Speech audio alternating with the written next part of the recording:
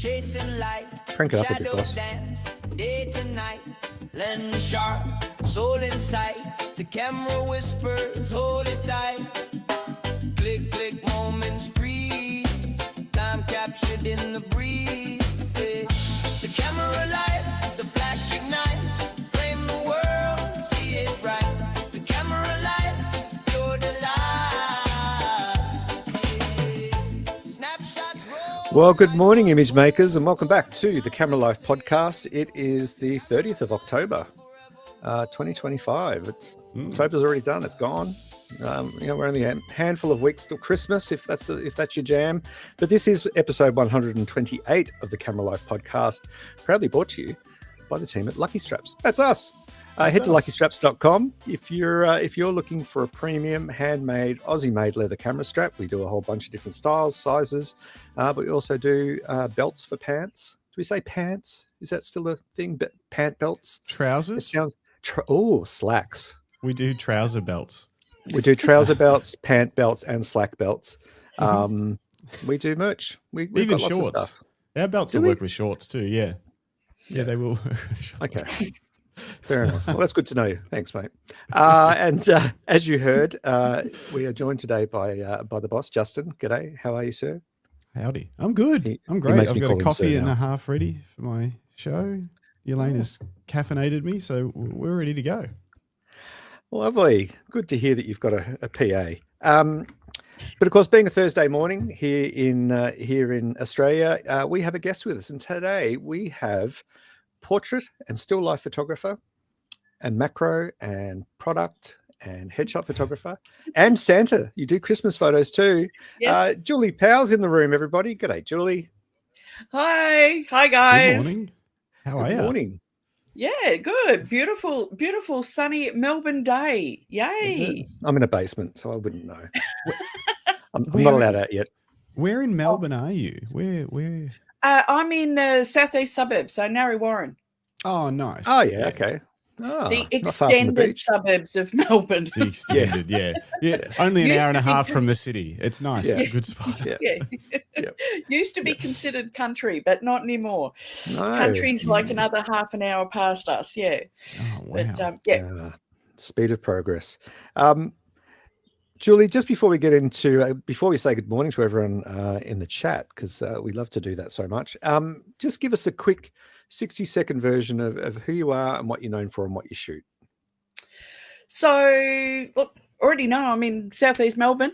I am a creative portrait photographer, but as Greg said, I also do still life and macro, product, headshot, stuff like that. The main part of what I do is in education, so running workshops, online classes. I do creative coaching, so one-on-one mentoring, stuff like that. I just love to get creative and I really enjoy educating people and helping them get the shots that they're trying to get. So I found when I was coming up through the ranks that people weren't necessarily sharing and giving knowledge as much as I think they should have.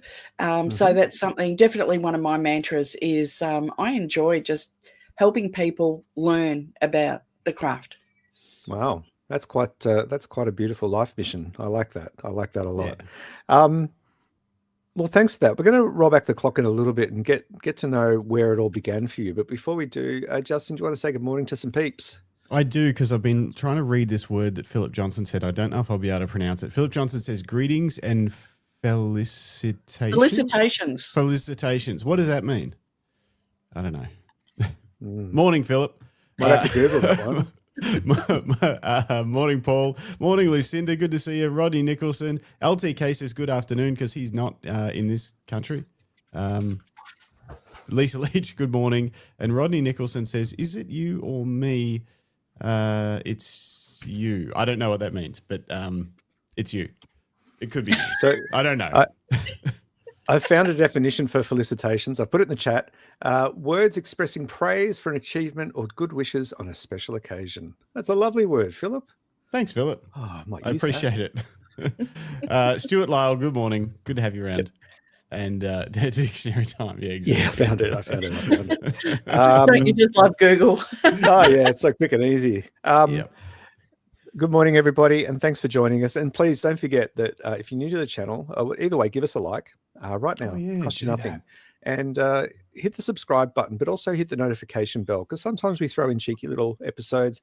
And if you're in a different time zone to us, it also works out the time zone for you. So it tells you exactly when we will go live. But of course, you can always watch it back. Yeah. Something fun you can do if you go to our channel. I've put a poll up. I'm just playing around with something for the Monday show. I've put a poll up about what lenses you'd like to see developed from your camera brand. So go over, I think it's you get to it. I mean, it should just pop up in your feed, but if it doesn't, you just go to our channel and hit community or posts or something like that on YouTube. I don't know how it works. But anyway, there's a poll. You can click on it. I want to hear what you think about what camera brands should be developing, because I don't know if they know what we want. I think they just make what they think we'll buy. So I think they're trying to figure it out. Old bits. Yeah, whatever they got laying around in the warehouse. Anyway, just smack that EF mount off the lens and just put an RF mount on it with a bit of super glue and call it a day. Exactly. Problem That's solved. What Canon does, not Fujifilm, just Canon. Oh, we won't jump too far ahead, Julie. But what camera brand are you shooting with? I'm a Sony girl. Ooh, interesting. Nice. Gosh, we don't get a lot of those on the podcast. No, we don't. No, which is odd because they're extremely popular. Well, we'll dig into that later on. We'll find out about all the gear that you use and what you like, and maybe we'll talk about what you would like to see Sony or anyone developing. Yeah. All right. Well, let's dig in. So, Julie, as I alluded to in the intro, you wear a lot of hats. And obviously you love the process of education. You were at BFOP this year for the first time as an instructor, but you have been to BFOP before as a punter. So we'll get to that experience. But before we get to those, current present day experiences, let's roll back the clock a little bit and find out a bit about where your creative journey, your photography journey began. Maybe it didn't start with photography. Maybe it started with another art form that melded into photography. But if you can roll back the clock to the early days, where do you think you got on the path to photography? It's been a bit of a mixed bag for me. When I was in high school, so back when, the dinosaurs were roaming the earth. I saw them too. Don't worry, I saw them too. I took a class in photography and fell in love with it. And we were very, very lucky. We had everything. We had a dark room, an incredible instructor. And we had to even roll our own film. We developed it. We did everything. And took me 2 years, but I saved up and I bought my own Olympus OM1. So I was an Olympus girl back then. Nice. And I just loved photography. But when I left school, I lost the darkroom and I sort of left all that behind and went on to do other creative pursuits. So I've sort of had a mixed bag in my journey. I predominantly have always been very creative. So I used to teach art. I used to do painting. I was working prior to getting into digital photography. I was working as a graphic designer. So I was sort of already in the artsy creative stuff, doing all that. So 11 years ago, I had a bit of a hit a crossroads, and without going too deep into it. And I decided that if I was going to get past that, I was very bored with where I was. I hated what I was doing. And I wanted to get back into something creative. And I thought I loved photography and I really, really wanted to pick up a camera and get back into it. So I ended up going and buying my first digital SLR And I thought, how hard could it be? I'd forgotten everything. I had to learn everything again, from f-stops to ISO to everything. I knew nothing. I thought, flick it onto manual and take some photos, and they were either completely blown out or black or whatever. So, so I had to learn how to take photos again. So that was a bit of a creative journey for me. So, like everything I do, I take it. I'll try to keep it nice. I just dive into everything with enthusiasm. So, it became very quickly part of my life. And I think I shot every genre there is, including I did weddings, hate weddings with a passion. I know, it's sickening, so much happiness. No, but it's so stressful. Oh my God. Yeah. Hats off to the guys who do weddings. I mean, it's like a 12-hour shoot, and it's just like, ugh.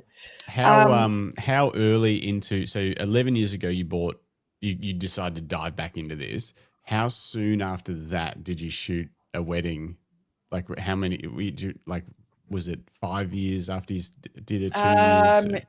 No, it was probably about 2-3 years. 2-3 years, yeah. So it was still when you were like, I'm getting comfortable, but I'm not like, could still fuck this up at any moment. Yeah. Kind of Whereas thing. I'm sure now, it's stressful, but you could roll into a wedding and you'd be like, I'm cool. I can do all these photos. Oh yeah, I could do. It's just the stress part of it. I'm like, stress. No. It's a long day. It's a long day. I just want to interject there just for a moment, Julie. It's interesting that point you made about how people started in film. I had a very similar trajectory to you.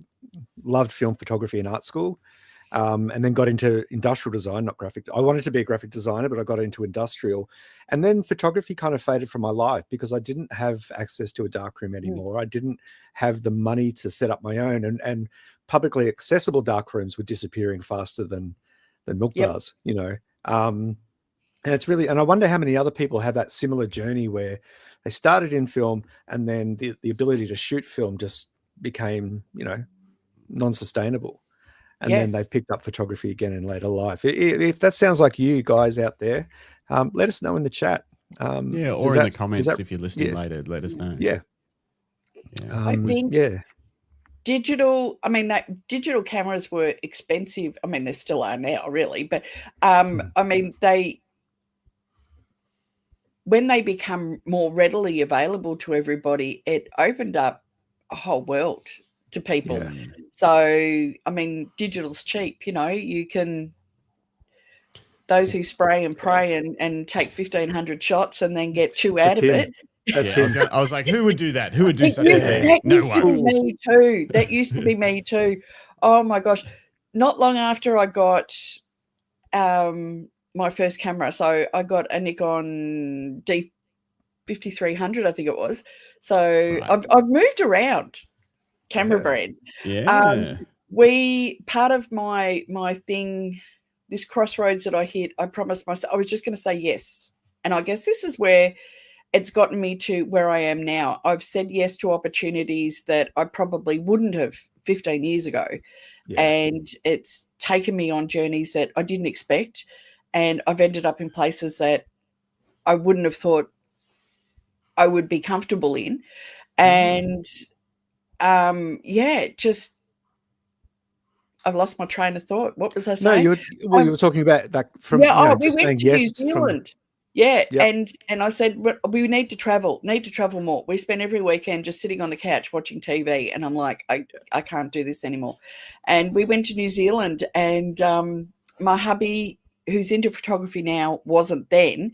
And he was just my backpack carrying, carting everything around for me. But I was going nuts when I was in New Zealand with a brand new digital camera and doing I was filling an SD card a day.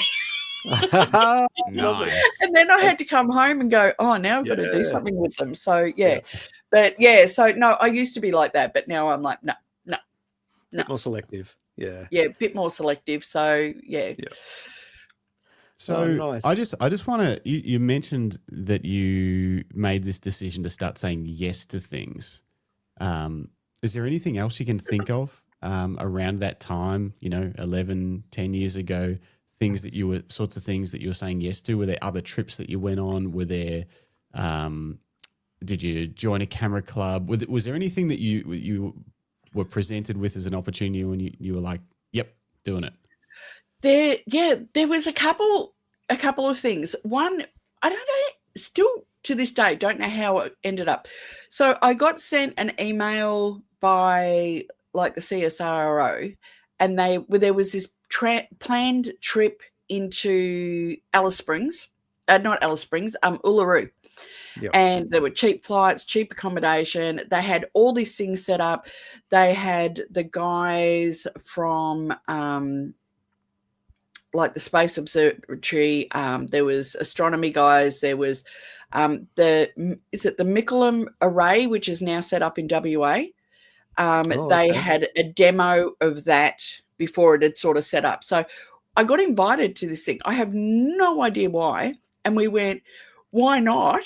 And we jumped on a flight, went over there.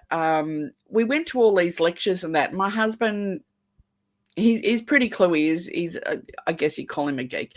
But even he's sitting there scratching his head going, I don't know what these scientists are all talking about. We had no idea. Everything was like straight over the top of our head. But we would go out. So there's the observatory and stuff like that that's up there. What's the mob? It escapes me at the moment. But we go out and they'd have the big telescopes and they're putting the cameras on the telescopes and getting night sky photography. Wow. That was sort of like our first foray into astrophotography. Yep. By that stage, my husband had actually picked up a camera, and we were both just like, oh, wow, this is so cool. So, we were getting dragged out for sunrises, sunsets at Uluru and, the whole lot. It was just amazing. We're only there for 4 days, 5 days, whatever it was. Still have no idea how I ended up with the invite, but I went, yeah, hell, we'll go do that. Oh, that is awesome. I wonder if it was just the wrong address or something, and you were like, yep. Someone else is like, I never got my invite. Maybe it was meant for Julie Powell, not Powell. Yeah, it could be. Yeah. Do you know, look, seriously, there's more Julie Powells on this planet than any other name. It's ridiculous. It's I get stuff for Julie Powell photography all the time, for somebody wanting somebody in America, somebody wanting somebody in the UK, Europe, you name it. They're like, really? Wrong Julie Powell photography. It's weird. Absolutely weird. When I was researching you for the show, I came across a couple of. I thought, oh no, hang on, that's not Julie's work. That's not what she does. Oh, we should have tried to get them all on the show at the same time, like 6 Julie Powell photographers, and just be like, all right, let's figure out who are you all? Who are we all? And then there's Julie. So that movie Julie and Julia, that's a Julie Powell as well. Oh, so wow. There's several writers who were Julie Powell. So yeah, a million years ago when I used to teach art, I had a business name, and I sometimes wonder if I should have brought that over as well instead of just using my name, but it was just organic as it happened. But we'll go through that dilemma. It's always, do you have a name or do you use your own name for a business name? And you're just like, what do you do? I think we actually went through that. Jim and I went through that. Rick Nelson, good comment. Will the real Julie Powell please stand up? I like it. Great Eminem reference. So Jim and I was shooting weddings as Justin Castle's photography or whatever. Selfish. And Jim was shooting some weddings and other stuff that he did as Jim Aldersey imagery or something like that. And we were going to join forces and sort of create a new brand. And we tossed around all these different ideas. And the general consensus in the industry is, have a brand that's not your name, because then you're building a business you can sell or blah, blah, blah. And we were like, look, we're never going to like hire other photographers to do what we do and try and sell the business or something. Like, it's just not what we were trying to do.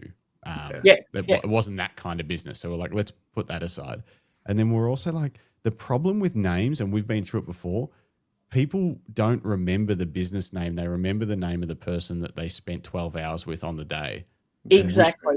We were like, we don't want people to, who shot your wedding? Oh, I can't remember. It's like wedding something or something. But the guy's name was Jim anyway, and he was really nice. Yeah. So we decided to just call it Justin and Jim. Yeah. It's like simple, and it worked well. Yep. So Yeah. I think the name ones, it's tricky if you've got the same names as other people, but I think people get to know you, and then then you're not trying to build two brands.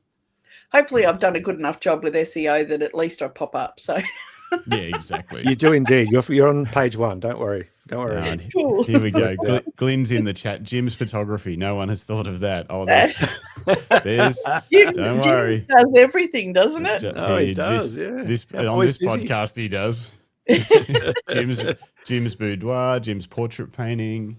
I just want to go back to a couple of earlier comments. One that Lucinda raised, which is a fair point. The Canon slander is early today. It is indeed great to have you with us. David Mascaro has also joined us. He says, hi all, just in from City Photo Walk. So David's in the Bay Area of San Francisco and is a street shooter and shoots film. He sent through some photos for next week's show too that are amazing. Great. Yeah. And just very quickly, going back to our discussion a few minutes ago about that cycle of, we learnt in the film days and then we kind of walked away from photography or stepped away from it and then came back later. It seems like a cycle. Digital started expensive to buy, then got cheap, and it's now getting expensive again. It is indeed. I think that, this is completely off topic from Julie and her life. But I think, technology obviously always starts out expensive when it's pushing the limit. And that's what those, 4 megapixel Kodak enabled digital Nikons or whatever they were come out, and they were probably all $10,000, and $10,000 back then was probably like 20 now, realistically. I think you'll find the first digital camera was Fujifilm there, Justin. Anyway, no. Sorry, carry on. I'm kidding. I thought the first one was a Kodak. I thought it was Kodak too. No, a Kodak Nikon with the Kodak brain. I can't remember. Someone smarter than us will jump in the chat. I'm so sick of you underestimating the power of Fujifilm, Justin. I've had a gutful. I thought they were a makeup brand now.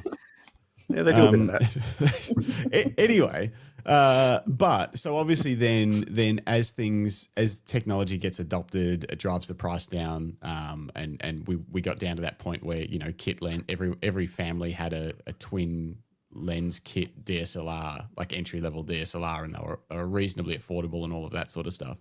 And then obviously the problem is smartphones then cut out a massive chunk of that broad market appeal. And now we're going back to it being more of a specialist tool, even though we've got the benefit of years of technology evolution and things should be getting cheaper. We don't have that broad market appeal anymore. And it would almost be like if you cut away 80% of the iPhone market, you might find iPhones get quite a bit more expensive. It's a volume thing. It's to what's keeping things. Anyway, that's what I think. Yeah.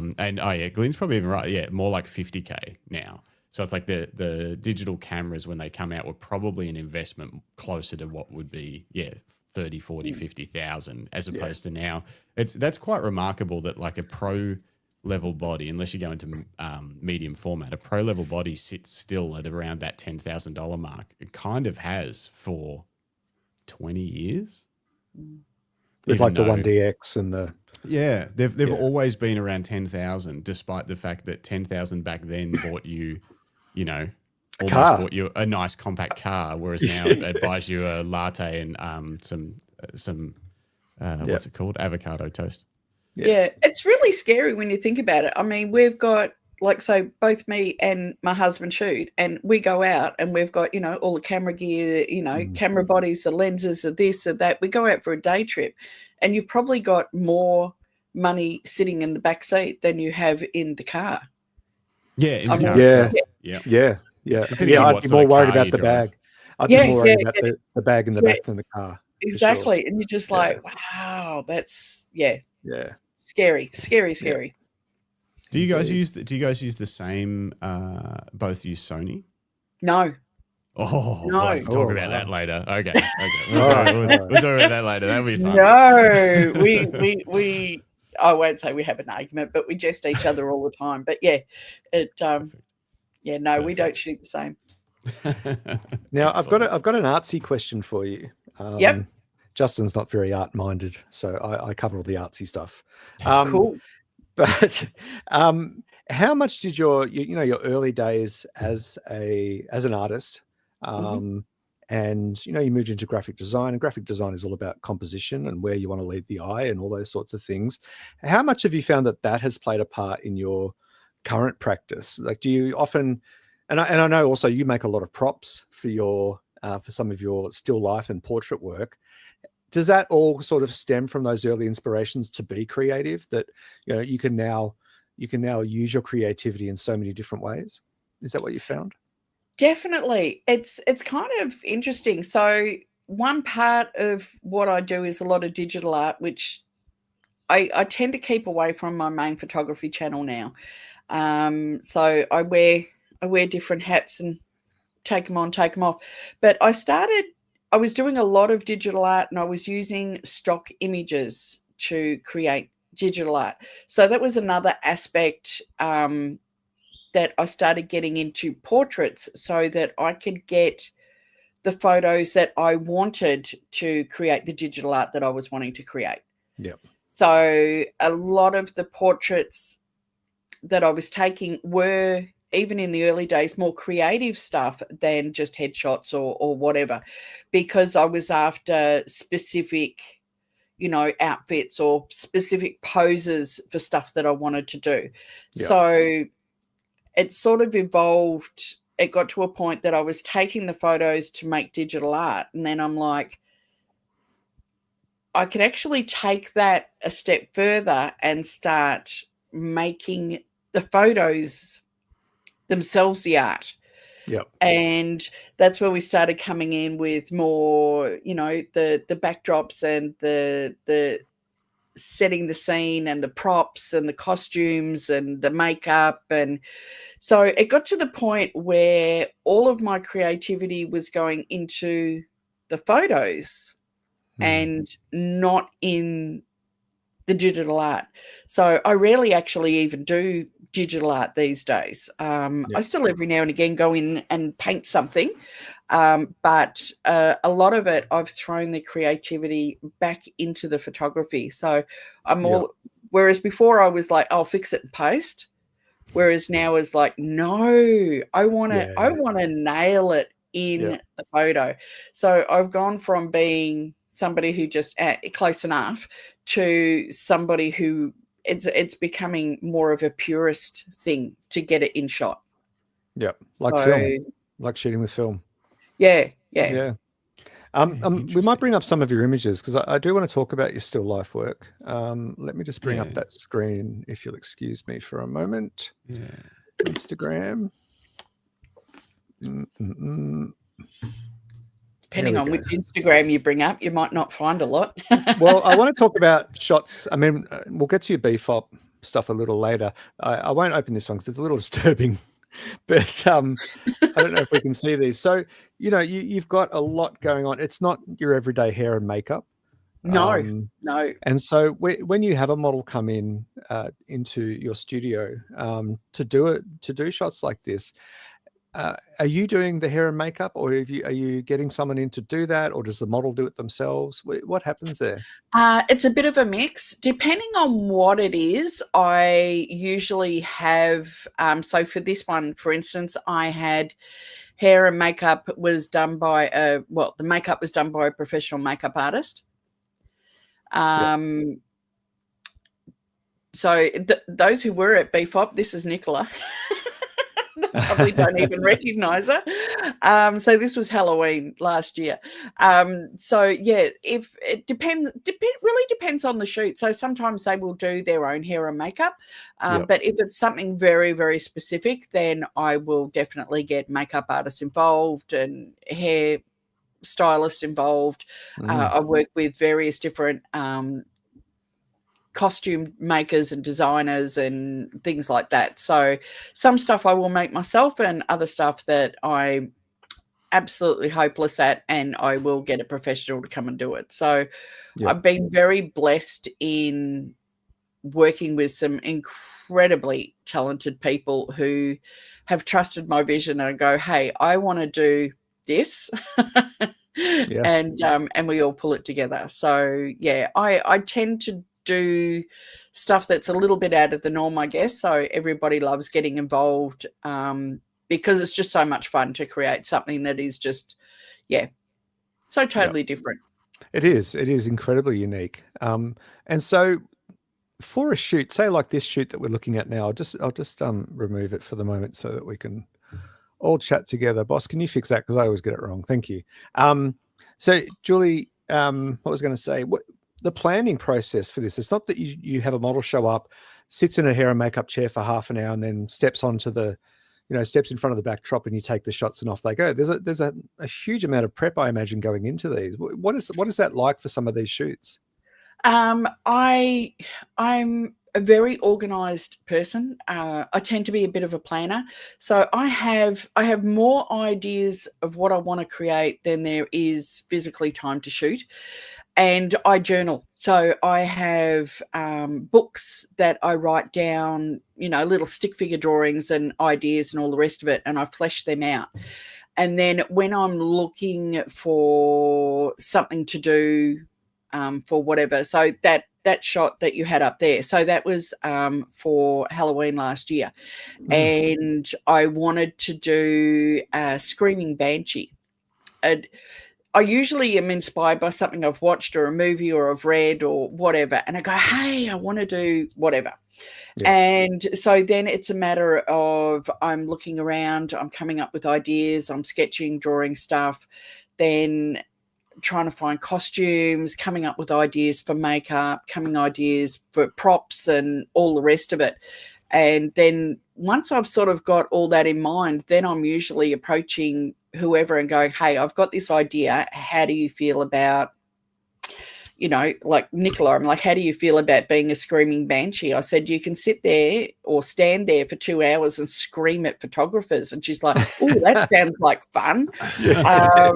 Every model's dream. Yeah. So yeah, and then the makeup artists, because a lot of the makeup artists I work with, their day job, I guess, is usually doing like weddings, proms, things like that. So to be able for them to get creative as well. So everybody gets to do something that they don't normally do, whether it's hairstylists, makeup artists, other photographers. They get to come in and get really creative and play with stuff. So I mean, sometimes it's 2, 3, 4 hours or more in hair and makeup, and a couple hours to shoot, and then it's all done. I really love that concept that everyone gets the chance, everyone that works on the shoot with you, from the model through to hair and makeup people. And you said earlier that every now and then you might forget someone who's a specialist to make a certain prop. I love the idea that, it's almost like that takes a community to raise a child. It takes a community to take a photo with some of these works that you're doing. You're bringing everybody on board, relying on their expertise, but also giving them creative freedom to follow a brief, but, really have fun with it and lean into it. I love that. I mean, very cool. even the headpiece for that one, I said I wanted something that says screaming banshee with horns, and I said that to Beck from Vanessa Ferry, and I said, just come up with something. And she said, I've got these little crow skulls, and I've got this, and I've got that, and she just custom made for that. So she custom makes stuff for me, frequently. But I don't know what's more impressive, the creativity or the fact that she already had crow skulls on hand. I'm not sure how I feel about that. Well, they weren't real. Okay. They weren't real. All right, so plastic molds for everything. Yeah. I want to ask you about the creative process. So do you journal every morning, or just when you, or every day at some point, or is it like a process, or is it just when you feel the need to journal, you journal? Basically, when I feel I need to journal, then I will. Sometimes I wake up and I've had, a very vivid dream. Sometimes I have the same dream that keeps occurring. So I had that many years ago. One of my very, very, very first conceptual creative shoots started off as a reoccurring dream that I had. And I went, I have to get this out. I have to get this done. So, and at the time, I had no real idea of how to do what I wanted to do. So that was a very, very large creative journey. That was biggest part of my learning curve, I think, for photography, creativity, digital art, and blending everything together. And yeah, so I spent a great deal of time journaling on that, just trying to figure out how to do things. I mean, there was one bit I was shooting, inside a forest. I didn't have a studio back then, and I was shooting inside a forest. And how do you light in a forest at like 6 o'clock in the morning in the middle of winter? Things like that. I had no idea how Dennis Smith for that. Sorry, you need Dennis Smith for that. So it was a case of, I want to do this, how do I get to that? So I had to teach myself, whether it was flash photography or what, I had to teach myself how to do so many different elements. So yeah, but I love that seed was planted by your subconscious mind, and that it kept telling you this is something that your brain is fixated on when you're asleep. I think it's beautiful, creative story that this literally came from a dream. That I had to try this. I had to work out how to make it work. I had no idea how to make. That's really inspirational stuff for people to hear. That you can, a small seed of an idea, you just expand it and unwrap it and understand it, which is great. Sorry, I've got something in my eye. But I'm not crying. You're crying. Shut up! You shut up! You shut up! So, how many of your ideas come from crazy dreams, and then where do the other ones come from? I couldn't even sit there and say 50-50. I have no idea. So it's something I have been blessed with. People always say, "Oh, how do you come up with creative ideas?" And look, I do have creative or inspirational exercises that I do to come up with things, which I often teach people how to do it, and it gives them access to that sort of thing. But sometimes it is just a dream, but sometimes I read a lot of fantasy books as well. So I love fantasy books and fantasy movies. So I was watching, I don't know if you've seen The Sandman. No, not yet. It's on the list. It's on the list. Yeah, there's always a list, isn't there? So I was watching The Sandman, and I ended up doing there was a character in The Sandman, and I went, oh, I really need to do something with that. So, oops, hit my mic. So I ended up she was a fairy princess, and I ended up getting somebody into the studio, and we did this whole thing, and it was just loosely inspired by that, Yeah. I'll be reading something and it comes up. But yeah, sometimes I will have a dream for just doing whatever. So, I mean, the Dapper Rabbit was probably the biggest one that changed, I guess, the direction of stuff that I was doing with creative photography and all the rest of it. So I wasn't. I mean, I still do headshots and product shots and stuff like that, but it's not a huge part of what I do these days. Yeah, no, that's fair. Curious to know who are some of your favorite authors in the fantasy genre? David Eddings. Yes. Robin Hobb. Oh, Live Ship Trilogy. Yeah. It changed my world. I'm reading, like, it continues on. So, the Tawny Man and all the rest of it. So I'm still reading Robin Hobb at the moment. Beautifully written books. Absolutely amazing. Yeah, there's Anthony. No, I can't think of his name. There's an Australian writer as well. But no, lots of Terry Brooks. Yeah. I mean, nice. Tolkien. Yeah. All the classics. Yeah. So so many. Bit of a nerd. I love that. And if anyone's wondering why Justin just went blank, it's because he can't read, so he Yeah. can't relate to us. Yeah, Oh, I poor mean, Justin. I'm more of a Picture book. memoir and picture book. Sorry, That's Justin, rough. that was really mean. No, I That's don't really even. rough. I I mean, wouldn't even go that low. I used to like Grug. Grug was a good series. For anyone that's my age that went to primary school in Australia will know Grug. No, I'm not really a fantasy book person. I'm more of a I like books about people's lives or Autobiographies and stuff. Yeah, autobiographies and stuff. That's kind of my jam, and I usually listen to them rather than reading them because I just like to have them go into my brain while I'm doing other things. I find that, like, I'm okay listening to a podcast in a car, but I can't listen to an audiobook because I get so lost in the book that I'm not concentrating on what I'm doing. So I won't listen to audiobooks in the car. I just can't do it.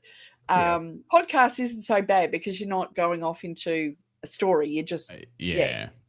And that, I don't know. I'm not so sure I can't what it get is. into audiobooks. The Yeah, fantasy same. side I definitely can't get into. I tried, and it just the way they're read and the characters. I know some people love it, but it just doesn't. I think if it's a fantasy book, I would have to read it myself and let my brain do the interpreting. Definitely. Whereas when it's I really like an audiobook that's read by the author.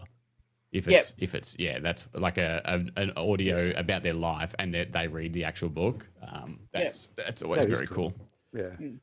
I wanted to ask, okay, this might be, I don't know if you'll be able to do this, but I'm going to ask anyway. So you said you have some exercises that you sometimes take people through or teach them about how to be more creative. Is there like a mini one that you can do to us right now? Yep, sure can. Can we do one live on the air? Yeah, go for it. Okay. Well, yep, let's do it. So think of a character. So actually it doesn't ignore the character. That takes it on a whole other level. Think of a color. Think of a mood. Think of a place. Right? So if you say a yellow sun hat sitting on a chair at the beach, that's going to be happy. You're going to think of, like summer, something like that, right? But if you were to then turn around and make that hat, instead of being yellow, you turn it into, say, a black top hat, and it's in a dark forest at night, then you are changing the whole thing. So if you write down props, color, a location, and a theme or a mood, you've almost written the whole thing itself. So if I was to say like a cat sitting on a mat in a house in front of a fire,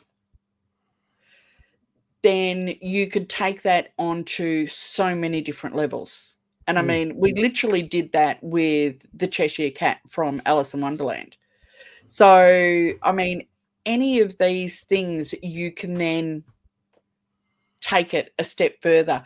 I did a series on I called it the Master's Chair, and it was through COVID, so I had no access to models, and I ended up bringing you probably see my dog Dexter, who became he was a COVID puppy, and he became my COVID main model. Puppy, I love that.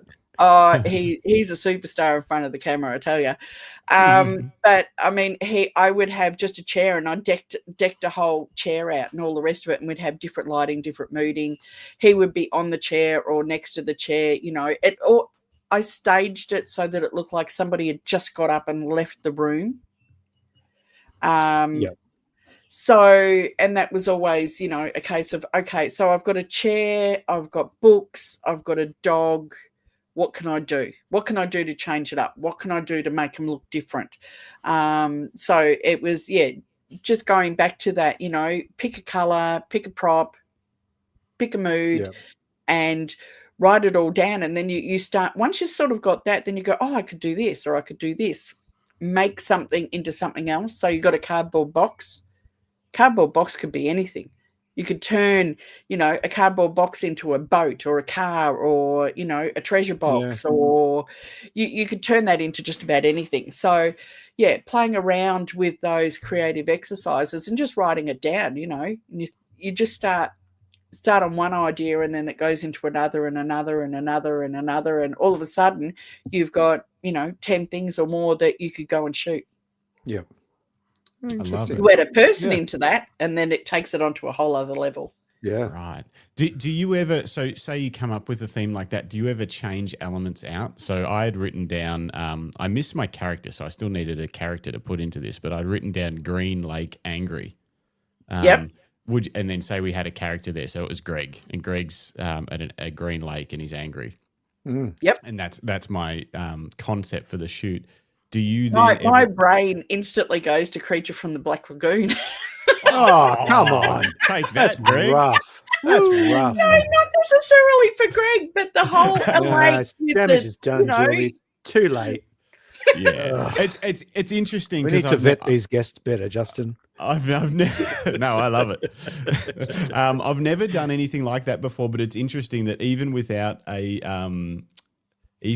character in there, I could immediately picture the scene almost in a cinematic sort of style of like what color the water would be. Obviously, because it had this green theme, that it would have like a bit of a color grade across it, like. Yep. And angry, the lake could be angry, the weather could be angry, like there'd be like the wind would be blowing, and then the character would be kind of whether they're at the edge of the lake and they're doing, so it conjured up images in my head that didn't exist 60 seconds before that. It turns on that half of your brain, doesn't it? You start writing stuff like that down, and you start, and I do this in my journal, I sometimes just have, really basic things written down, and I flesh them out as I go. But you go, oh yeah, okay, so the wind could be blowing up, and like you said, with the color, and all of a sudden you've already got the image there in your brain. You just have to capture it. That then becomes the hard part, is then that sometimes you go, oh well, how the hell am I going to capture that? But you have already started that whole process, and you go, well, I can't necessarily do that, but I could do something else. So you can, you know what I mean? Like, but it's a really good little, thing to do to spark the inspiration and get things going. And when you do, I find once you tend to go on a bit of a rabbit hole thing. So you start on one thing and then you go into something else, and you go, oh, I could do this, or oh, I could do this, or I could do this. So Yep. Oh, that's really cool. I love it. Just very quickly, Matt Talks Photography. G'day, Matt. Thanks for joining us. You're both getting roasted today. Yes, we are. Paul has said, now I have an image, and then he's followed up with, now I have an image in my head of Greg emerging from the depths. Sorry, Greg. You're not sorry at all, Paul. But apparently it's Justin's fault. So, yeah, I like that bit. I think you're right. It is his fault. Matt from Alpine Light Gallery, most recent member of the CreativeLive podcast memberships on YouTube, which we do have. If you want to support the show, I think it's $2.99 to help keep the lights on. So if you do want to do that, Matt's doing that. Thank you very much, Matt. We appreciate it. Yeah. And we appreciate you listening too. I'm sure you're very busy over at the Alpine Light Gallery in Bright. I want to bring this up quickly. I don't know if it'll work because they're showing very small. Let's just see what happens when I share this, whether you guys can see it. I don't know why. Is this the Dapper Rabbit? Yes. Yeah. So this was a huge turning point in my life. Yeah. So I sort of made the images a bit small because people were stealing them. I wondered that. I was like, is it my computer not doing it right or whatever? Yeah. So they're a little bit low res, guys, but you can always go and check them out yourself. So on your screen. that first image that you had up of him in the forest. So yeah, I had this thing. So this is like Jack the Ripper meets Jekyll and Hyde. It looks all cute and fluffy and all the rest of it, but it takes a very dark turn. So it was this sort of English gentleman, and it's got called the Dapper Rabbit. His real name's Edward Hyde. And it was originally the Tales of Edward Hyde. But it was sort of a conceptual shoot on all sorts of things, drinking, gambling, infidelity. There was murder, mayhem, the whole lot. So he was forced, or he ended up marrying this child bride, and it all went downhill. So it's really it's a very bizarre series that I did. It took me about 2.5 years to create it. Oh, wow. My husband's actually the rabbit. Oh, okay. So everything, there's so many things. So there's, I love the details. So the rabbit head, which is actually a mask, that was the hardest part, is trying to find this goddamn rabbit head. It's fucking terrifying, just quietly. That is very scary. Can you imagine coming across this? So in that was this one from a dream? Was this from a dream? Yes. Sorry. Yeah. Wow. Yeah. Oh man, your dreams are scary. What the hell? Yeah. I mean, even the walking stick that he's got, like the walking cane, that's got a carved rabbit head on the top of it. Oh, I mean, the suit, everything. So this is sort of like his portrait. But when I started this, I thought, people thought I was kind of. I thought people would think I was kind of nuts trying to get this across. And the more people saw Dapper, the more people got involved. And it really kind of blew my mind that people were like, oh, wow, this is the child bride. So I actually had a couple of different people playing the bride, but we had access to things that I didn't think I was going to be able to have access to. And these were all pretty much shot as they were. So we were in front of this church. Another bit that we had, which really sort of started to bring Dapper to life, was with a camera group that we were with. We went up to Beechworth and I had access to the asylum there. Oh. And we were shooting stuff for Dapper in the asylum. We had access to the whole place, and so many people got involved. And I'm like, this is crazy. I couldn't believe that initially that so many people wanted to get involved. I mean, these two models here, I'm like, is literally, gambling. There are a couple of prostitutes. It gets really quite dark. Yeah. He ended up murdering the prostitutes, as you can see here. So I'm like, and I literally it was really kind of bizarre to shoot. I'm like, oh, can you tell my husband to strangle this girl on a billiard table? I mean, Wow.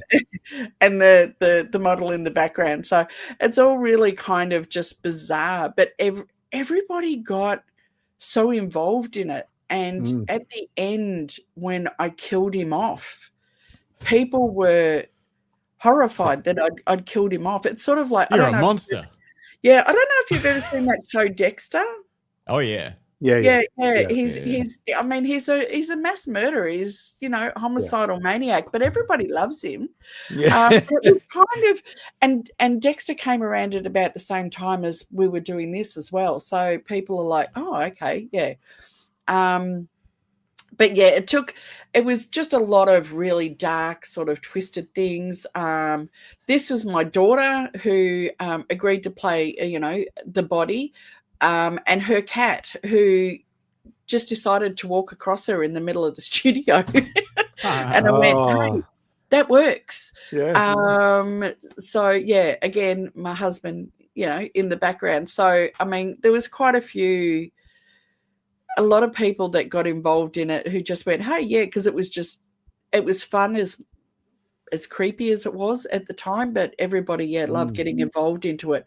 So, dragging the body off, the cat again. I think he was obsessed. We used barbecue sauce for the blood. And I think the cat was, this is probably one of my favorite photos. We found this house and there was this window and it's all broken glass and all the rest of it. And so hubby's inside. He can't hear a thing when the mask is on. Mm-hmm. And I'm outside getting cut to ribbons trying to climb through blackberry bushes to get the shot. Oh, no. Yeah. But it was just, so he's hiding from his wife's called the cops at this point. And he's hiding out. Wouldn't that be you? Yeah. Hey? Wouldn't that be you, his wife? No, I wasn't his bride. I wasn't his bride. But yeah, right. So she ended up. If you jump ahead, see, they're all. I think they're all at it. Yeah. So this is at Beechworth. So she calls him in, and she cuts off his head, and kills him, and then she's in the pits of despair. So that's where his head all chopped off. She's in the pits of despair, so she ends up killing herself as well. And that's then creepy. So good though. Oh, I'm glad that's not a close up.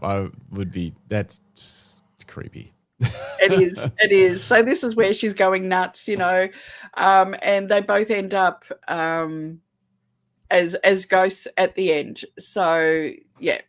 So he's headless, a ghost walking through the halls of Beechworth Asylum. But he ended up, it's really funny. I had a private, like a solo exhibit at Montserrat with this. So I think there's 15 images in total. And we had them on, blown up at Montserrat.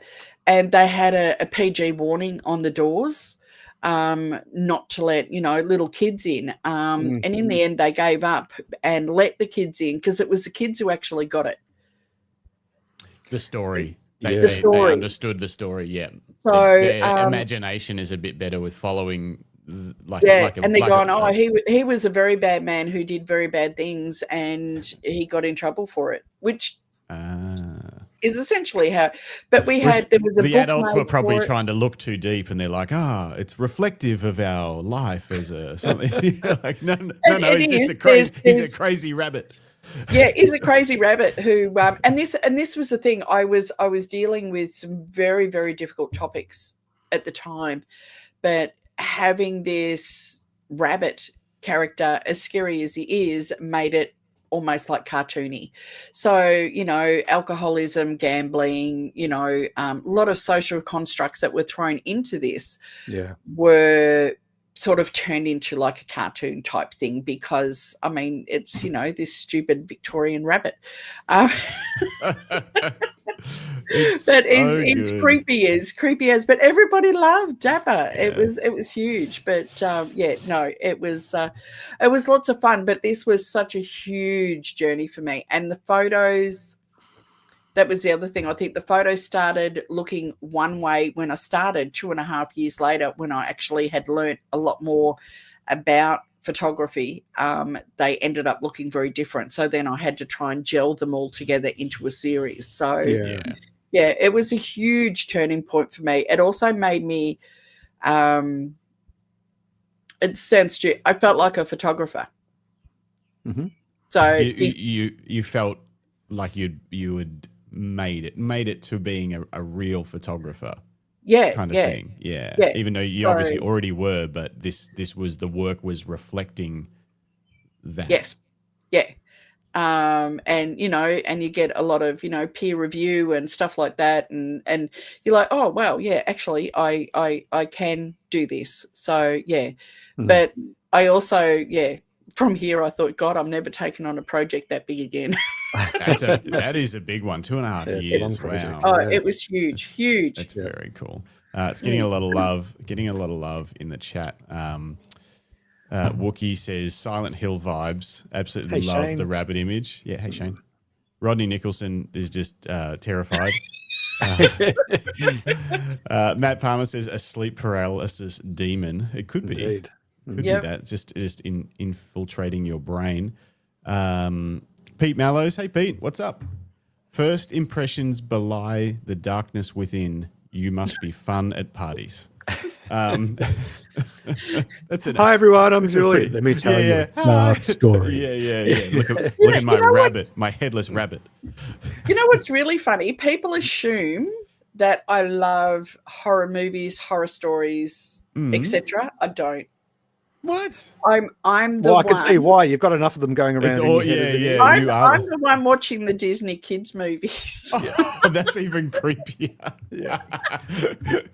Oh no. It's quite twisted, Julie. I mean, we got one of the thanks, Jim. One of the things, like I said before earlier, you know, we were saying yes to a lot of things. I got asked to go and do the behind the scenes photos for a zombie apocalypse movie. Oh, I love it. Oh wow. And I would do that in a heartbeat. And I'm like, my brain was saying, what do you want to do that for? And then I'm going, why not? Yeah. And it was amazing. They had tanks, like they had the Australian Cosplay Military Association, What? and they had real tanks and guns and the makeup and everything. We had amazing makeup artists doing all the zombies, and my hubby and I are running around, jumping in and out of cars on tanks and all sorts of things, catching all the behind the scenes stuff of them shooting the movie. And I probably would never sit down and watch the movie. But it was the most amazing experience. I've never done anything like it. It was just incredible. So, yeah, sometimes you've just got to say yes. And I didn't make any money out of it, but I made some amazing connections out of it. Mm-hmm. And we had a fabulous weekend.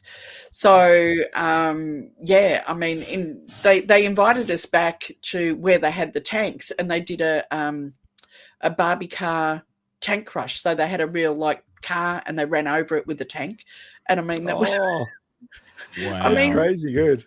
where do you see this sort of thing? You just can't. So no, amazing It stuff. sounds so good.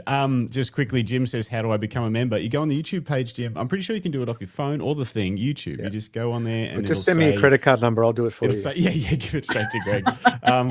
Don't use the lucky credit card. It'll say join. Just hit join. Oh, wait, he's got a lucky credit card. I don't have a lucky credit card. Jim's got he's got special privileges. He always gets the good stuff. Yeah, it's usually, I think it's where the subscribe button is. The subscribe button might turn into a join button. I don't know. You'll figure it out. It's actually, that's part of the thing, is you can't be a member unless you are smart enough to figure out how to be a member. It's part of the challenge. It's like an entry test. IQ sort of cutoff point. Exactly. Now I want to. Sorry. I was going to. Can I derail it a little bit, Greg? It's kind of along the same lines as the zombie thing. Yep. I was going to save this for a Monday night show, but I think Julie's the perfect person to talk about with. So I was at the Bendigo show with my nephew. And have you guys seen the people that dress up as like knights and stuff and do the battle reenactments in the full suits of armor? What are they, LARPers? Yeah, LARP. Live action LARP. role play. Yep. Yep. All right. So I saw a few of these guys walking around, full outfits. It was actually full outfits, but no helmets on because they were like eating a Burger what are they or called? whatever. A Pluto pup or something from the show, those things. So it was like those classic things where it's like, that they're fully dressed up, but not quite, and they're just eating modern food, which is always fun. But then as we were about to leave, I saw they were like getting ready to do another, role play. And I was like, all right, let's go and watch this. I thought my nephew would be into it. And we go over there, and it turns out there's a different sport other than the role playing where they literally beat the shit out of each other. Yeah, I've seen this. Yes. Actual medieval combat with axes and swords and stuff. They don't stab. There's no stabbing. No stabbing. It's hitting them and getting them to the ground. And they'll do like 1-on-1s or 3-on-3s, depending on the size of the arena and stuff like that. And it's full, like, hard hitting combat. Have you been to Cryle Castle? No, but the guy was saying that so the guy that owns Cryle Castle, because I got chatting to him, because I'm thinking there's a photography project in this, like a documentary photography project on these people that sort of, you know, like a bit of the combat stuff, but then a bit of them, because I went back to where they were all like relaxing after they just beat the shit out of each other, and they're all just like, you know, like it's like halftime at basketball, you know, they're all sitting on the benches and they got their helmets off and they're eating Snickers bars and talking about what happened in the fight. And it was very interesting. But he mentioned the guy that runs it in Bendy on Ballarat was saying that the guy from Cryle Castle's quite good at it. I think he competes. So they also have, so I've got a bit of an in there, but so they do the jousting and stuff at Cryle Castle. And it's real jousting. Yes, it is real jousting. That's and insane. I know a few of the people doing it. So one of my good friends, her daughter is one of the Lady Jade, so she's one of the knights. So she got knighted last year, and her wife is her squire. I've also I love that. Yeah, I've photographed both of them. I've also photographed the Australian jousting champion, which is Lady Renee. I always say it wrong. Marissa. Lady Renee, and her husband is Sir Cliff, who I think he's now retired. But Lady Renee is the Australian champion, the world champion joust, not just women and men, but like total. Yeah. And I shot her in full armor as a nod to Joan of Arc. Oh, nice. Yeah. So so I've photographed both of them. But yeah, no, I've gone and I've photographed the jousting and all the rest of it. So I was at Lady Jade. I was at her wedding last year, and they had full jousting at the wedding and all the rest of it. What? That is we went to it. It was a medieval wedding. It was the only wedding I photographed that I didn't go, ah. Yeah, I was about to say I would shoot that wedding for free. That's a wedding. Totally. We were guests. It wasn't a case of we were official photographers. We were just guests that had cameras. But she got married in full armor, and they all rode in on the horses. It was just the most that's crazy medieval, and we were all dressed up. So my husband and I were in full steampunk. Everybody else was in all sorts of other stuff, but it was the most amazing night. It was incredible. So the things you get to say yes to. Right. Okay. So you've done this. You've done this sort of stuff. And and then is it fun? Nuts. Yeah, it is. But it's kind of at the same time, you're sort of like, I mean, even the bride and her bridesmaid, the groom, I guess, I don't know. What do you call it? I don't know. But so she was in full armor, and the bridesmaid were going head to head jousting, and the bridesmaid was pulling the punches, and her husband's going, no, you can't pull the punches. You just got to go for it. So first blood was drawn on the battlefield on her wedding night. Oh, that's awesome. It was just insane. But sometimes it's really hard to watch, but there's incredible amount of skill involved. It's and the training that they go through is incredible. But we've dealt with some LARPers before. Not as much as I probably would have liked. There's a group that we sort of started working with before COVID, and then COVID happened, and we just haven't got back to it. But yeah. I remember going to Cryle Castle as a kid, and for those of you that don't know or didn't grow up in Victoria, Cryle Castle is it's a real castle. It's sitting on a hill in Bacchus Marsh, is it? It's just outside of Ballarat. It's between Bacchus Marsh and Ballarat. So yeah. I think I'm getting it confused with the old Bacchus Marsh Lion Park. So that was amazing. Anyway, I know. Sad ending to that story. But I remember going and just being fascinated, like what is going on. And then I remember over the years, you sort of see it pop up in the news that it had to be sold, or they turned it into a nightclub or a rave destination for a while, and like it's had these kind of re-emerging stories pop up about it. The other thing that I just want to point out, Julie, I've been talking and thinking and even writing a lot lately about the experience of photographers, not the experience in terms of do you have what it takes to be a photographer, but the experience of what it takes to get to the point where you press the shutter button. Often people that see images don't consider what the photographer went through to get that spot. And I think for me, that stood out a lot when I went to Alpine Light Gallery and I saw Mika and Matt's work in the gallery. And Mika was there and she was talking about the hike they had to do to get to this spot at 5 a.m. and not leave their first, like they were the first people in the snow, not leave their footprints in the snow, and all that experience, and then feeling the sun coming up behind you on the horizon, and all of a sudden, just that experience. And I think listening to you talk about from conception through to when you press the shutter button, your experience in taking that photo is quite significant.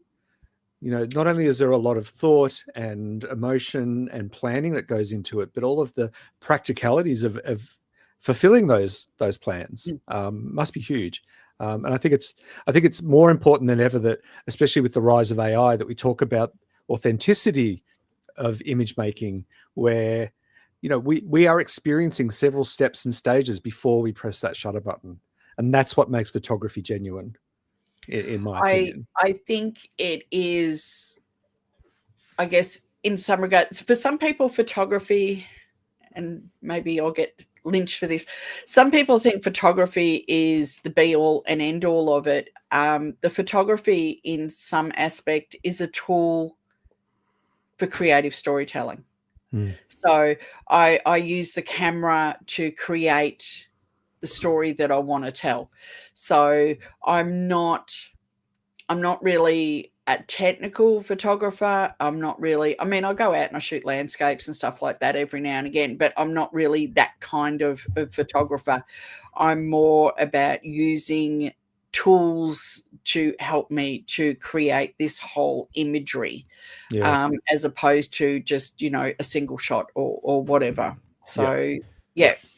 I think it becomes so much more evident with the types of work that you create. And I'm sure we could say that about any type of photography when you look at a masterful photographer doing it. But, when we were looking at the Dapper Rabbit, despite the fact that I'm a big proponent of making sure that your gear is as good as you can have it and being technically great. And why wouldn't you try and push the limits of your gear and buy new gear when you need it? But no one was looking at the Dapper Rabbit series and being like, oh, what camera did you shoot that on?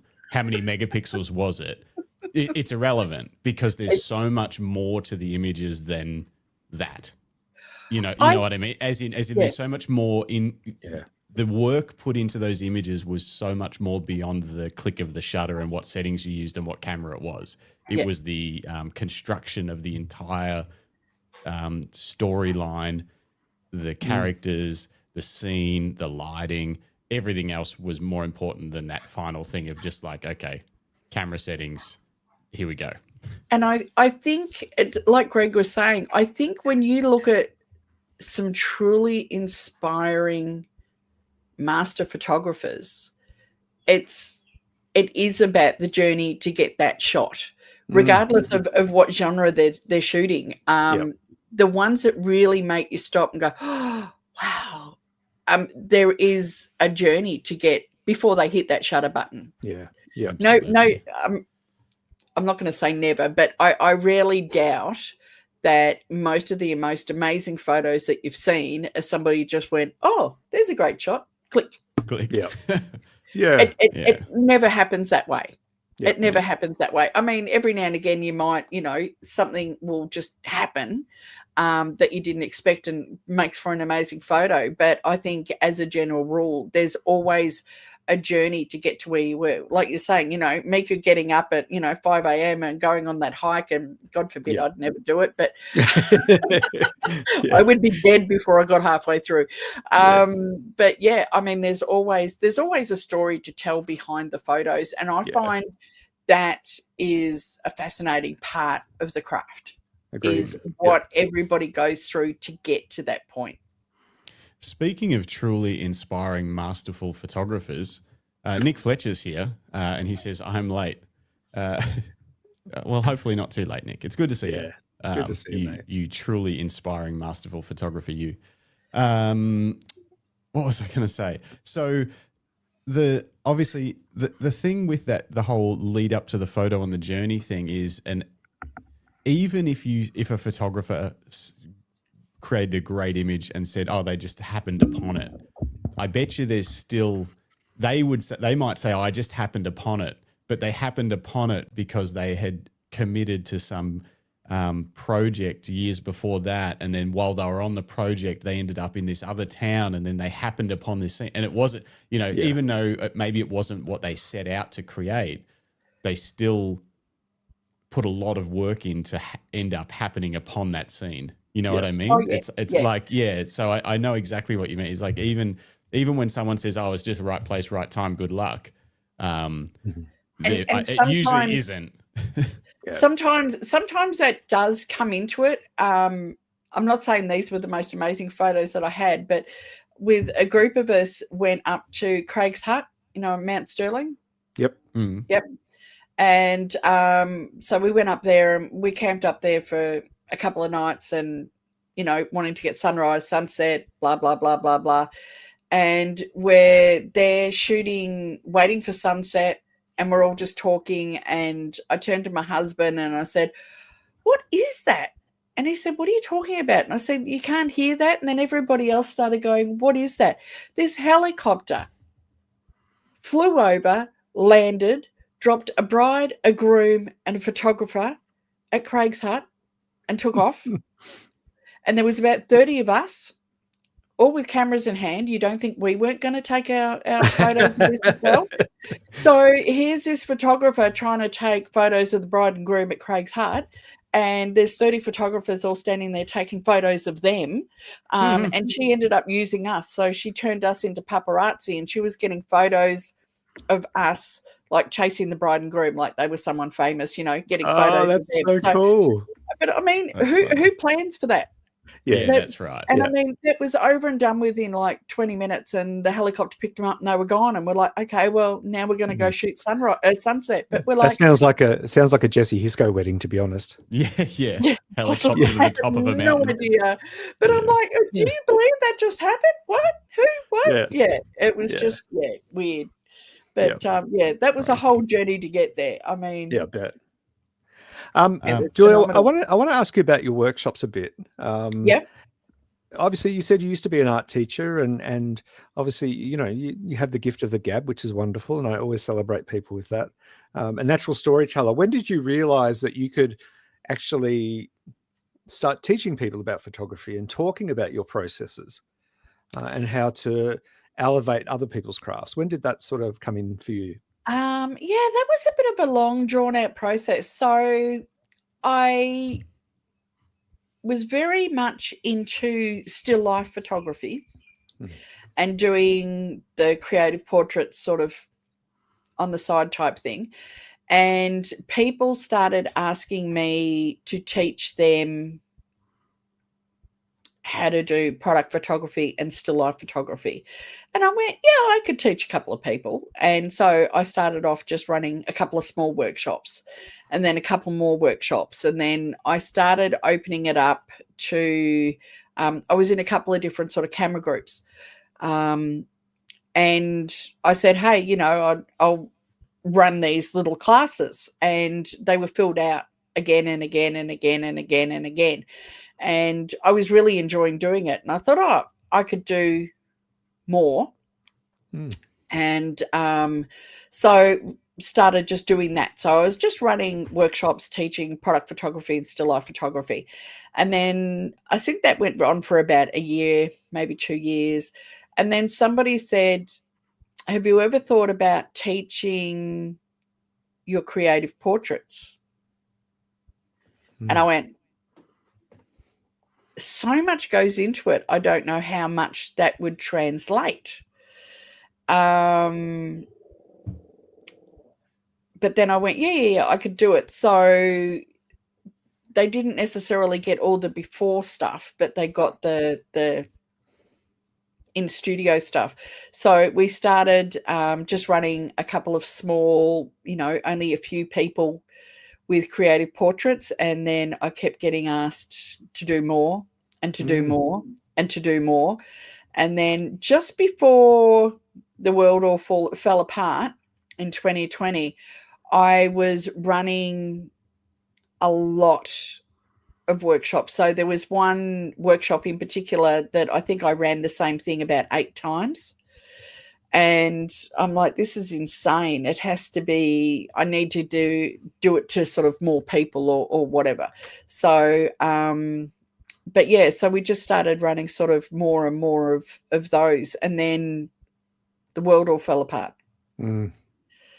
And when you can't run workshops and you can't get people in the studio, you sit there and you go, well, what the hell am I going to do now? So that's when I decided to start taking everything online. Yep. So I started running online workshops and online classes, and people started saying, hey, you're actually really good at editing. Can you run a class on that? You're really good at this. Can you run a class on that? So I started running online classes, whether live or I think I've actually got like 25 self-paced online classes now for everything from still life, food photography, macro photography, portrait editing. There's a whole heap of stuff in there. I couldn't believe when I was having a look. I was like, wow, there is a massive library, more than I thought. And I've taken a lot down because they were like really, really old and really bad.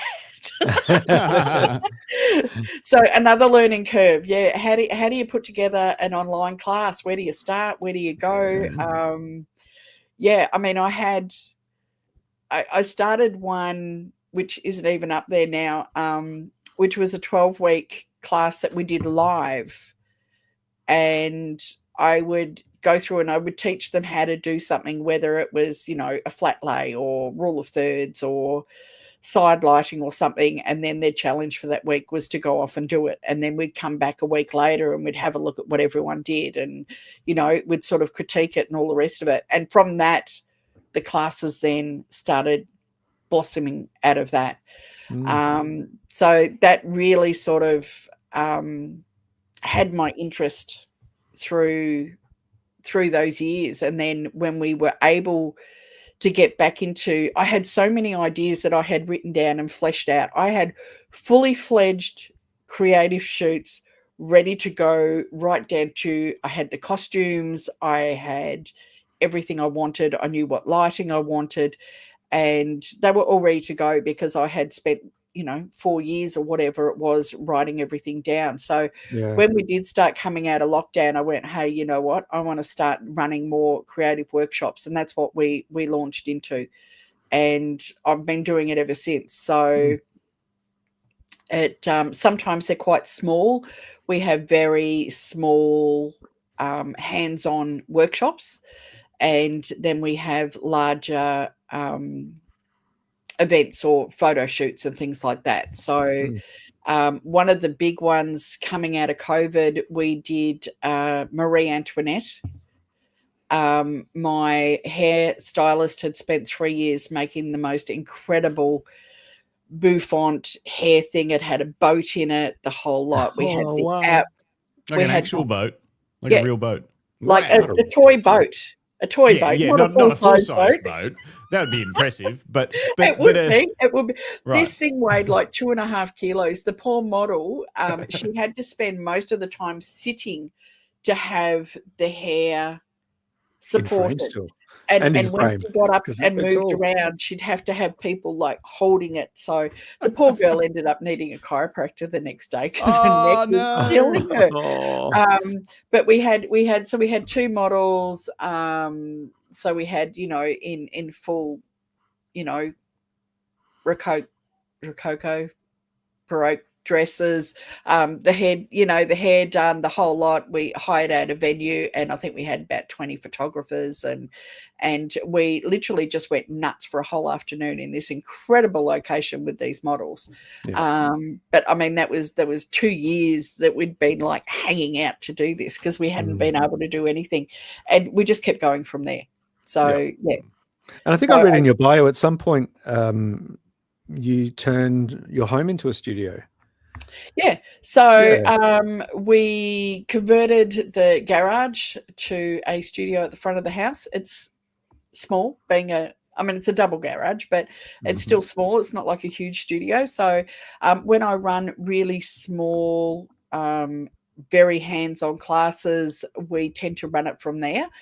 Only because I have access to everything there. So we just did, on the weekend, we did a Day of the Dead. So all the makeup and the big headpieces and all the rest of it, but I've got access to all my props there. So I'm like, oh, I'll grab this, I'll grab this, I'll grab this, I'll grab this.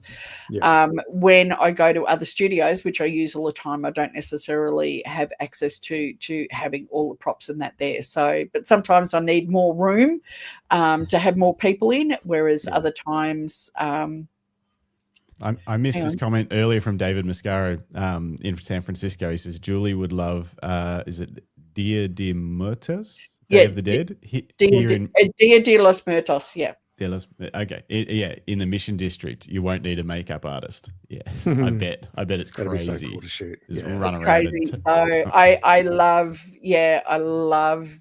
that whole thing. So we do it every year. I don't necessarily so that's last year's shoot.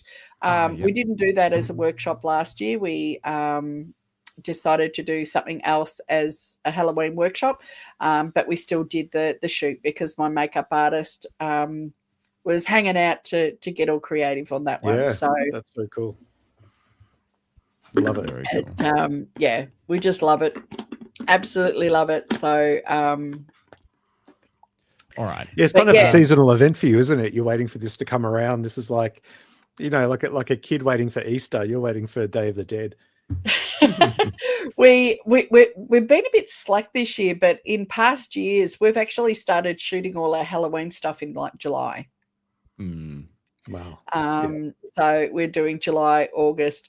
I did do a few. We went completely different this year, which I'm just sort of putting up now. We did a Goodbye Earl shoot. And our showgirls. So I've got a couple of burlesque dancers who I work with quite often, and we just did something really silly. So they were dressed up in their showgirls costumes, but with sheets over them. So like ghosts, just to be really stupid. And the other one, which we did, I've been wanting to do this for years, is Goodbye Earl. So there's a song by the Dixie Chicks, or what I think they're just called, I don't know, whatever they're called nowadays.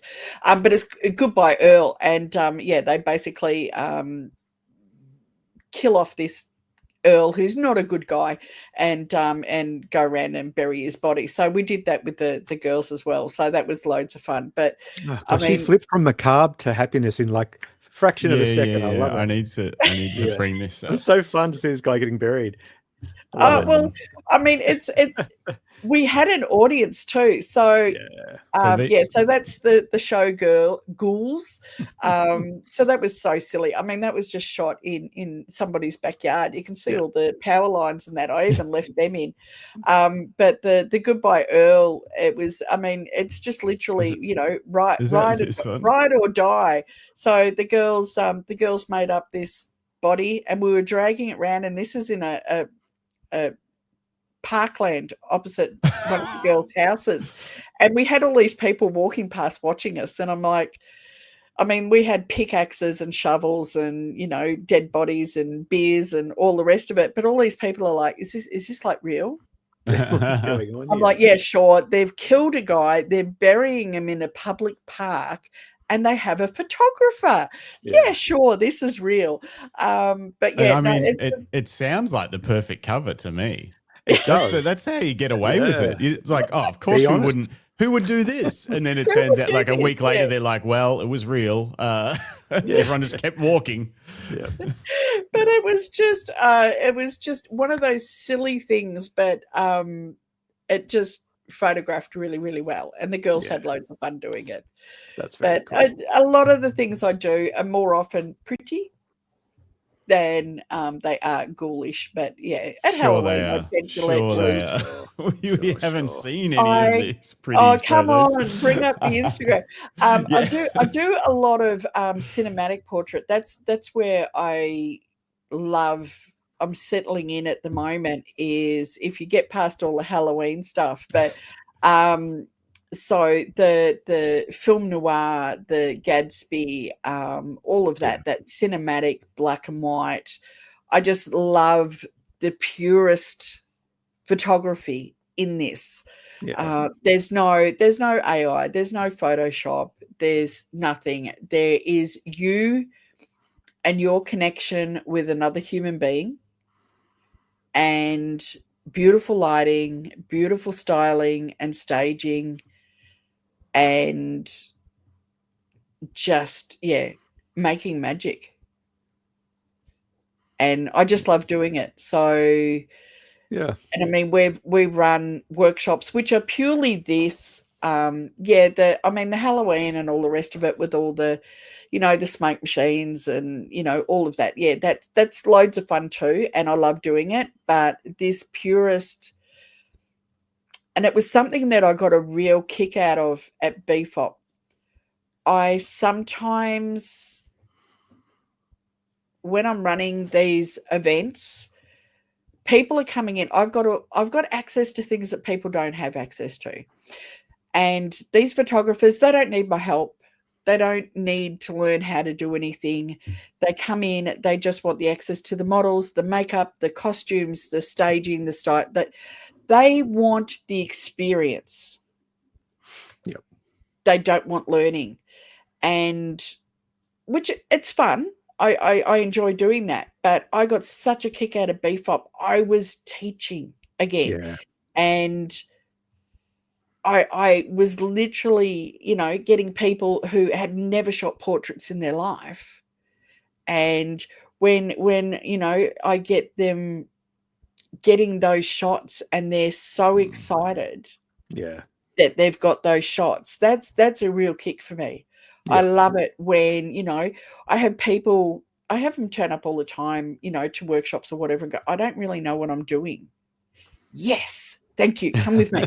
Come with me. Come with me. Yep. Those others, let them go. Ignore them. They're just here to get the shots. My answer to that would be, if I was an instructor, I'd say, neither do I, but we'll figure it out. Let's go. Yeah. It's fine. Yeah. Don't tell anyone. I have no idea what I'm doing. I love the wristband that we had at BFOP for the instructors. Ask me anything, but if I don't know the answer, please don't tell. Don't tell anyone else. Let's just all keep it on the down low.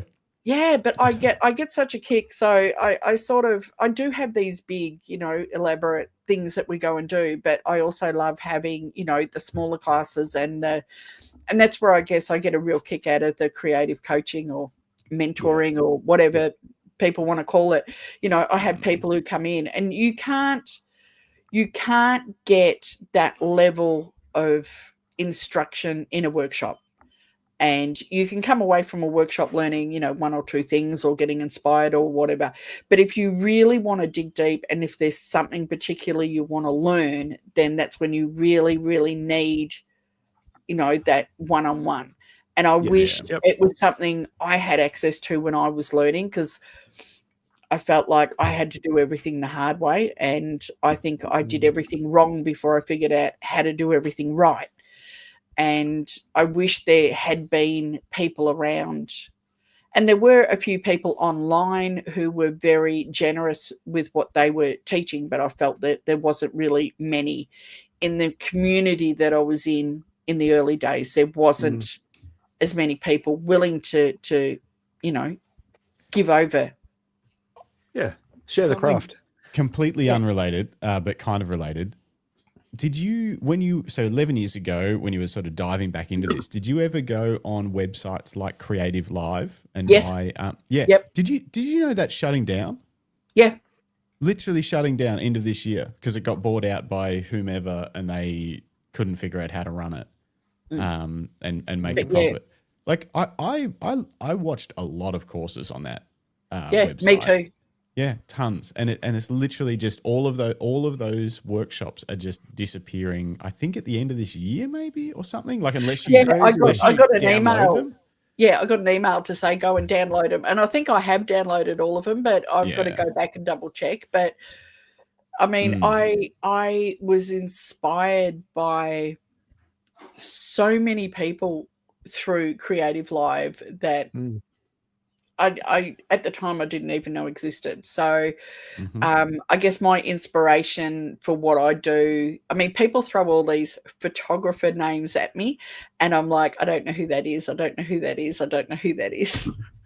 But you know, and then they're like, oh, who are your inspiration? And I start throwing up people's names and they go, I don't know who that is. I don't know who that is. Yeah. Yeah. So I guess, yeah, but yeah, CreativeLive was incredible. Yeah. I learnt a lot through that, and not just, I guess, the beauty of CreativeLive. It wasn't just photography that I learnt. You could learn any genre, but I also learnt business. Yep. And that was something that business and marketing and stuff like that, which is a whole other kettle of fish, and it's really hard to wrap your head around. Yeah. But so no, it's a shame that it's disappearing, but it really is.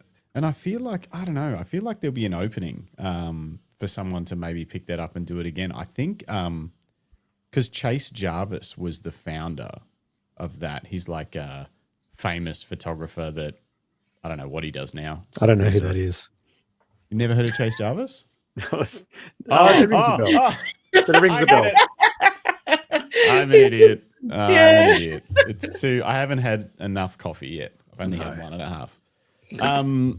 Yeah, so Chase Jarvis like founded it, and then I didn't realize, I was naive. I sort of thought, I was like, wow, this Chase Jarvis guy's really built this crazy website. It's so impressive. And it is impressive, don't get me wrong, but turns out like I think they had $6 million of investment funding or something to grow that website. So it was a big operation.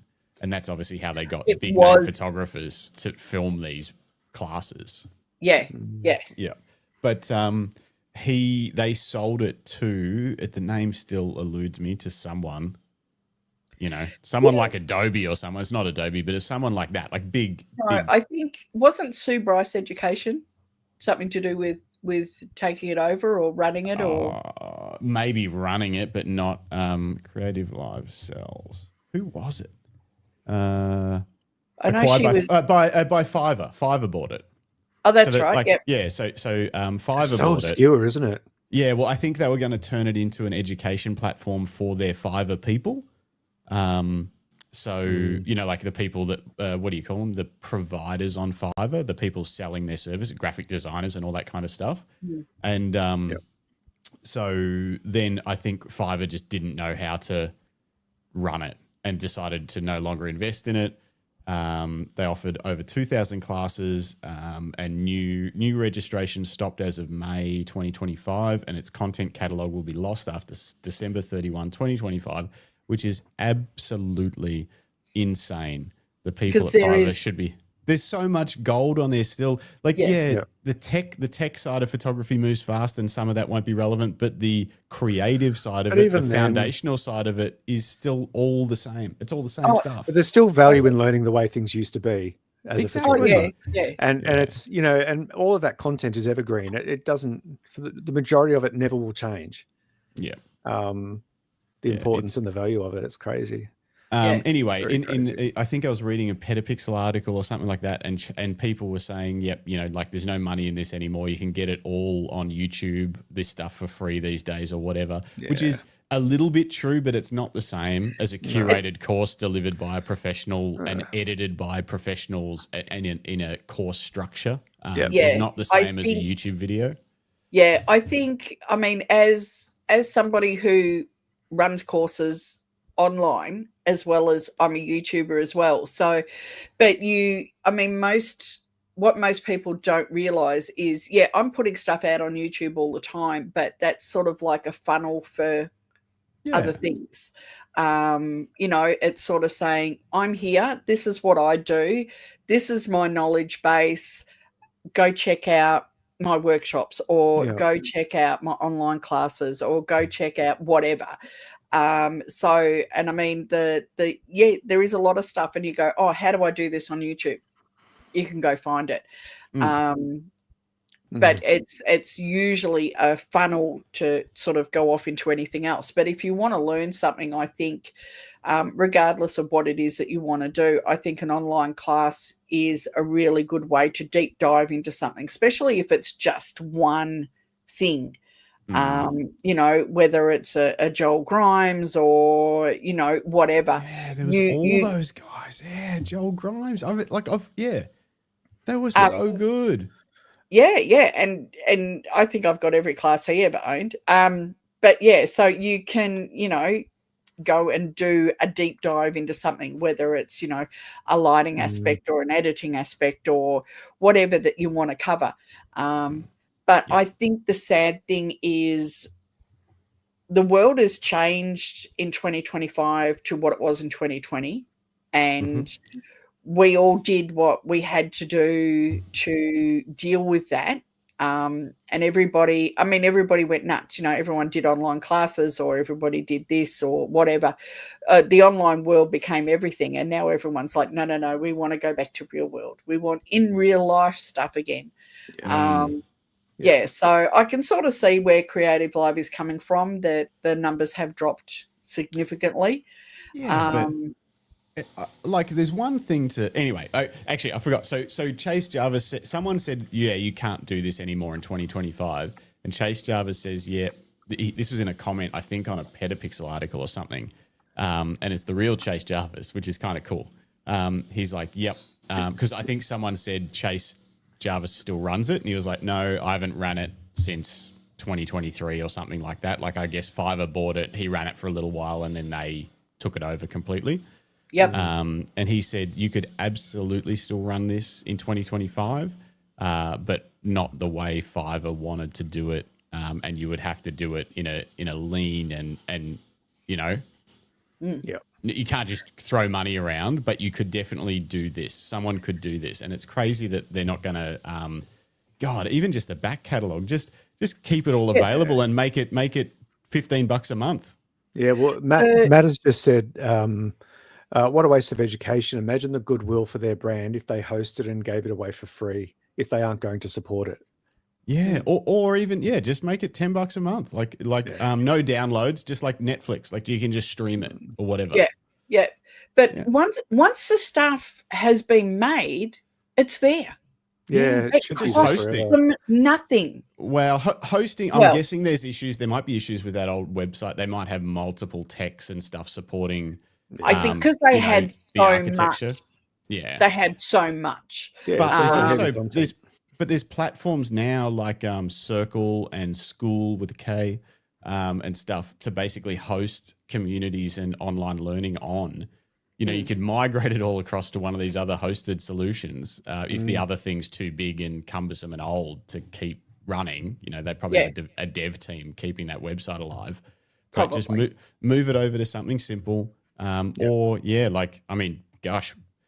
upload everything onto a free YouTube channel and just, you know, like just park it there forever. Just park it there and let it acquire views and advertising or whatever. Like there's so many things they could do. I mean, maybe it'll be like, was it DP Review that got shut down and then it got brought, like someone was like, no, Amazon bought them. Yeah. So who knows? Maybe someone's talking to Fiverr and they're like, we'll take it off your hands for next to nothing. Don't just close it. I'll give him $10. I'll give him. Hey, I'll give 10 too. That's 20. You in? Yeah, I'm in for 10. Okay. Put Jim down for 20. $30 and Fiverr. Yep. Maybe even up to 50 Australian dollars, not US dollars. We'll put Jim down for 20. Yeah. Oh yeah, make that well known. Yeah. Not US dollars. Yeah, it's rough. Yeah, Matt's in for 10. Yeah, I think we could crowdfund at least $100 Australian and buy CreativeLive. I'm really surprised that they don't have more like crowdfunding for stuff like that. Because surely, I mean, I know so many people who, you know, have got stuff from CreativeLive. So Yeah. But anyway, Works what do you for do? Peak Design. No, was it Peak Design? They still use Crowdfunding. Yeah. crowdfunding to do stuff, which is Yeah. interesting. Even though they probably don't need to, but No. No, but but they still do. What is it? Not GoFundMe. Kickstarter. Kickstarter. That's Yeah, it. Yeah, they do. Because Yeah, that's it where is, they started. They're a Kickstarter success I story. So think, it's and they still regularly have stuff on Kickstarter, but they don't need it. But I think people, God forbid me saying this, the geeks love getting in at ground level and being able to have input into it. So and invest in the business in a roundabout way. Yeah, I think there's a lot of appeal for that. Yeah. But I mean, that's always fun playing with, getting in and playing with the tech and having feedback and stuff like that with these guys. But yeah.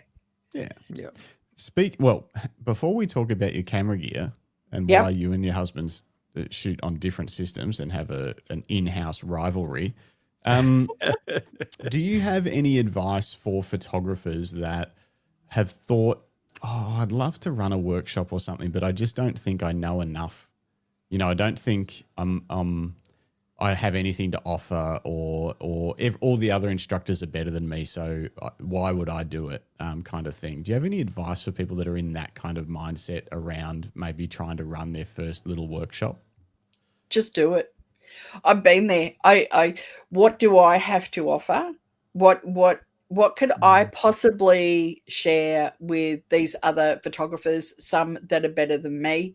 I've had, award-winning, like multi-international award-winning, like landscape photographers come to my classes, and I'm like, oh, that's really scary. But they don't know. They don't know what I know, if that makes sense. But just do it. Start small. My biggest learning curve was when I started teaching. And when you teach, you have to be one step ahead of what you're teaching. So if not 2 steps ahead. So I would have to learn more and learn more and learn more so that I could teach more. But I start off small. Start off with, 2, 3 people, and don't make it about how much money you can make or whatever. Do it for the reasons that you want to get in, because you want to teach, you want to show, you want to share, you want to inspire. You feel like you have something to offer, even if you think that perhaps you're not the best photographer or the best editor or whatever. There's always going to be somebody better than you. There's somebody better than me, always. But they're not you. If you've got something to say, then people will come to you, and don't try and baffle them with bullshit, because people always see through that. If you don't know something, and I get asked all the time, what about whatever, and I go, you know what, I don't know, but I will find out and I'll get back to you. So and I mean, that's how it started. And I mean, I started off with a few people, teaching them how to do stuff, and the more I taught, the more I realized I knew. And even now it's still, and I don't want to sound like I'm blowing my own horn, but people rock up into my workshops and they go, how do I do this on my camera? And it's a brand I've never used. And I'll go, yep, okay, let's just click, click, click, click, click. Yeah, we'll do this. So I can always figure out, and that still blows my mind. I can pick up a Canon or whatever, and I can figure out how to do something. And I've never shot with Canon in my life. That's because Canon's menus are supreme architecture. It's one of the easiest menu. No, I'm kidding. No, they're not. They're a pain. No, compared to Sony. Are you kidding me? Oh my gosh. Sony's menus. You know what bugs me about Sony? Tell us. Okay, and I strike this all the time. I have quite a few students who are Sony, and they will have exactly the same camera as mine, and the menus are all different. Everything's in a different spot. And I'm like, seriously? And then I probably struggle with that more than anything else, because They are so customizable. They're too customizable, I think. And every camera is set up completely different. And I've got to sit there scrolling and scrolling and scrolling, trying to find stuff. It amazes me. I don't know how we all seem to set it up completely different. But yeah. But no, so I sometimes feel like I amaze myself with what I know. I don't know where I get it from, but yeah, I guess because I've just learnt a lot of stuff. I guess the other hat that I wear, which is I do a lot of writing and reviews. I've had to learn to be more technical than I probably would have been 10 years ago. So, yeah.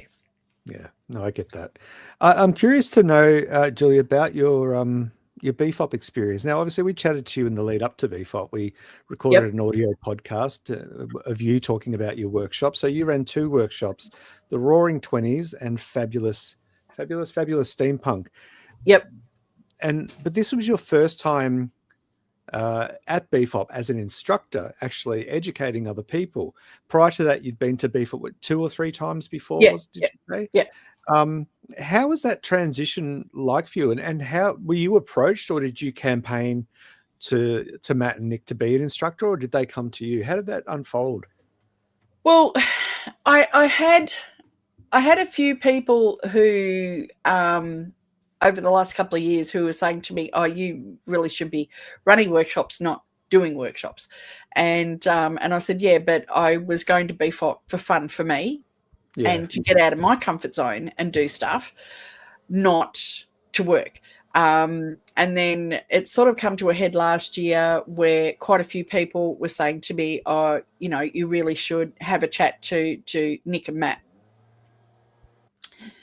And so I reached out to them and I said, "Hey, look, I would be interested in having a chat to you guys about maybe coming on as instructor in 2025. And I said, I've probably got something a little sort of unique to offer that hasn't been sort of offered really before. So we had a bit of a chat about what we could do. And I mean, I could have gone into different areas. I could have done macro, but there was already macro there. I could have done, you know, still life, which hasn't really been done up there before. But I really do love teaching portraits. And that's what I said. I said, well, you know, I can do portraits. And they said, oh, yeah, we've got portraits. And I said, yeah, but have you got, you know, something like this? So, yeah. So we just had the few chats about, you know, what I could bring to the party, and they said, well, yeah, okay, let's bring you on board. So and it went from it's there. really interesting because like you, I went to BFOP. Well, this year I went to BFOP to have fun, yet I was worked like a dog. That's right. For 5 days.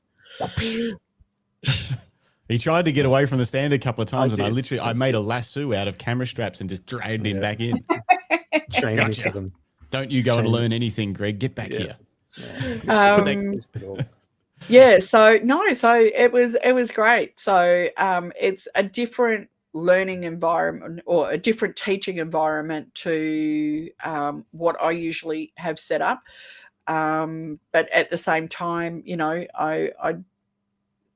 I'm quite happy to jump onto a challenge. So, but I mean, I've sort of taught some larger classes before, so I knew it was something I could do. And yeah, I guess my biggest thing was coming up against some of the other names. I thought, oh, you know, am I good enough to kick it with some of the other names that were there? So, but as it turned out, pretty much most of my classes were well booked out, if not fully booked out. And going through everyone's obviously been putting up their images on the BFOP Groupies Facebook page. And for those of you that may be listening that don't know, BFOP is the Bright Festival of Photography. We were there a couple of weeks ago. Huge photography festival that is already sold out. You won't be able to go next year, I'm sorry. Too bad, so sad. You sold out, what was it, 9 days? It was gone. It was done. Based on the feedback, everyone really loved your workshops, and I've seen a lot of photos, especially of the 20s, the Roaring Twenties, Gatsby themed shoot. Lots of those are popping up all over the groupies page, and I think that's a testament that people came away with images and an experience that they felt confident enough to share. And I think that, well, I would like to think that tells you you've done a good job when people are excited to reveal their images. Yeah, you know, and the feedback that I've been getting, and people. Like when I had somebody who had never shot portraits before, and she was so excited to see what she was getting on the back of her camera. She'd booked into one of my workshops before she'd even gone home. You've won the day. That's lovely. Yeah. So she came along on the weekend, and she was just like blown away. So gone from, and I mean that's the thing with BFOP, and I do tell people, and I said to them with the requirement list, I guess, for what they need is bring a sense of humor and a little bit of patience, because these are large groups of people, and you're trying to work with 19 or 20 other people, and it can be difficult. So being able to get some really good photos in that environment, to then being able to come to something like, one of my workshops, which is much smaller, it's a very different feel. But I loved it. And like I said, I was teaching because I had a lot of people who have no idea, how to pose, or, what composition, or, we get into discussions too. So I'm not there to shoot. I get a few photos, but I'm not there to shoot. I'm sort of like a facilitator to allow them to get the shots. But, we have these ongoing conversations, and we had one, especially with like the Gatsby and that we were talking about, with composition. And back in the day, especially the 20s, the 30s, the 40s, would shoot a man's portrait as opposed to how you should shoot a woman's portrait. You always would shoot down on a woman, especially in the 40s. You would always shoot down. And the men, had the hero shot where you were shooting up. And we got into this whole conversation, I think it was on the Friday night, about, the good, the bad, the different, and so then people were then jumping in and going, oh, well, I'm going to mix it up, and I'm going to shoot, do the hero shot on the model that was a woman, and do stuff like that. And it was, I encourage people to jump in and explore and learn how things were done, but then pull it all apart and give it a new twist on it. And put a new take on it. So, people were jumping in doing that. I had another lady. I tend to shoot at a higher ISO. And there's a reason for that, is because I'm doing sort of more vintage looks. I want a little bit of grain in my photos so that they're not so perfect. And, people were absolutely freaking out at shooting at, ISO 640 or even 800. And I'm going, that's nothing. It's nothing. And then, people going, oh my God, look at the photos that I'm getting. Oh, wow. Okay. I don't have to be scared of ISO anymore. So a lot of things were coming out of it. It's always really fun when people are getting inspired and they're walking away going, oh, I need to do whatever. And so based on that experience, that obviously was fulfilling for you just as much as it was for your participants, where does that place you for BFOP next year? Is it something you want to return to do? Or has it inspired you to change your own offerings of workshops in some ways? I'm definitely up for BFOP next year. We've already had, my team have already had that conversation. And I guess that was the other thing. My model, so I brought my own model, Nicola, along. And she had just as much fun as I did. So I said, I think we took about 24 hours to get over BFOP, and then we went, we're going in again for next year. So in regards to my own workshops, I would like to do more and get in front of more people, not necessarily larger workshops. Most of mine are fairly small anyway, although in saying that, I mean, running with 20 people was fun, but you have to be a little more flexible, I guess, when you've got that many people. But yeah, I'd love to run more events as well. So yeah, big events. So, you know, we run one or two a year. Yeah, okay. Yeah. I tell you what would be a good racket is you mentioned earlier about how people didn't know how to engage with and pose a model.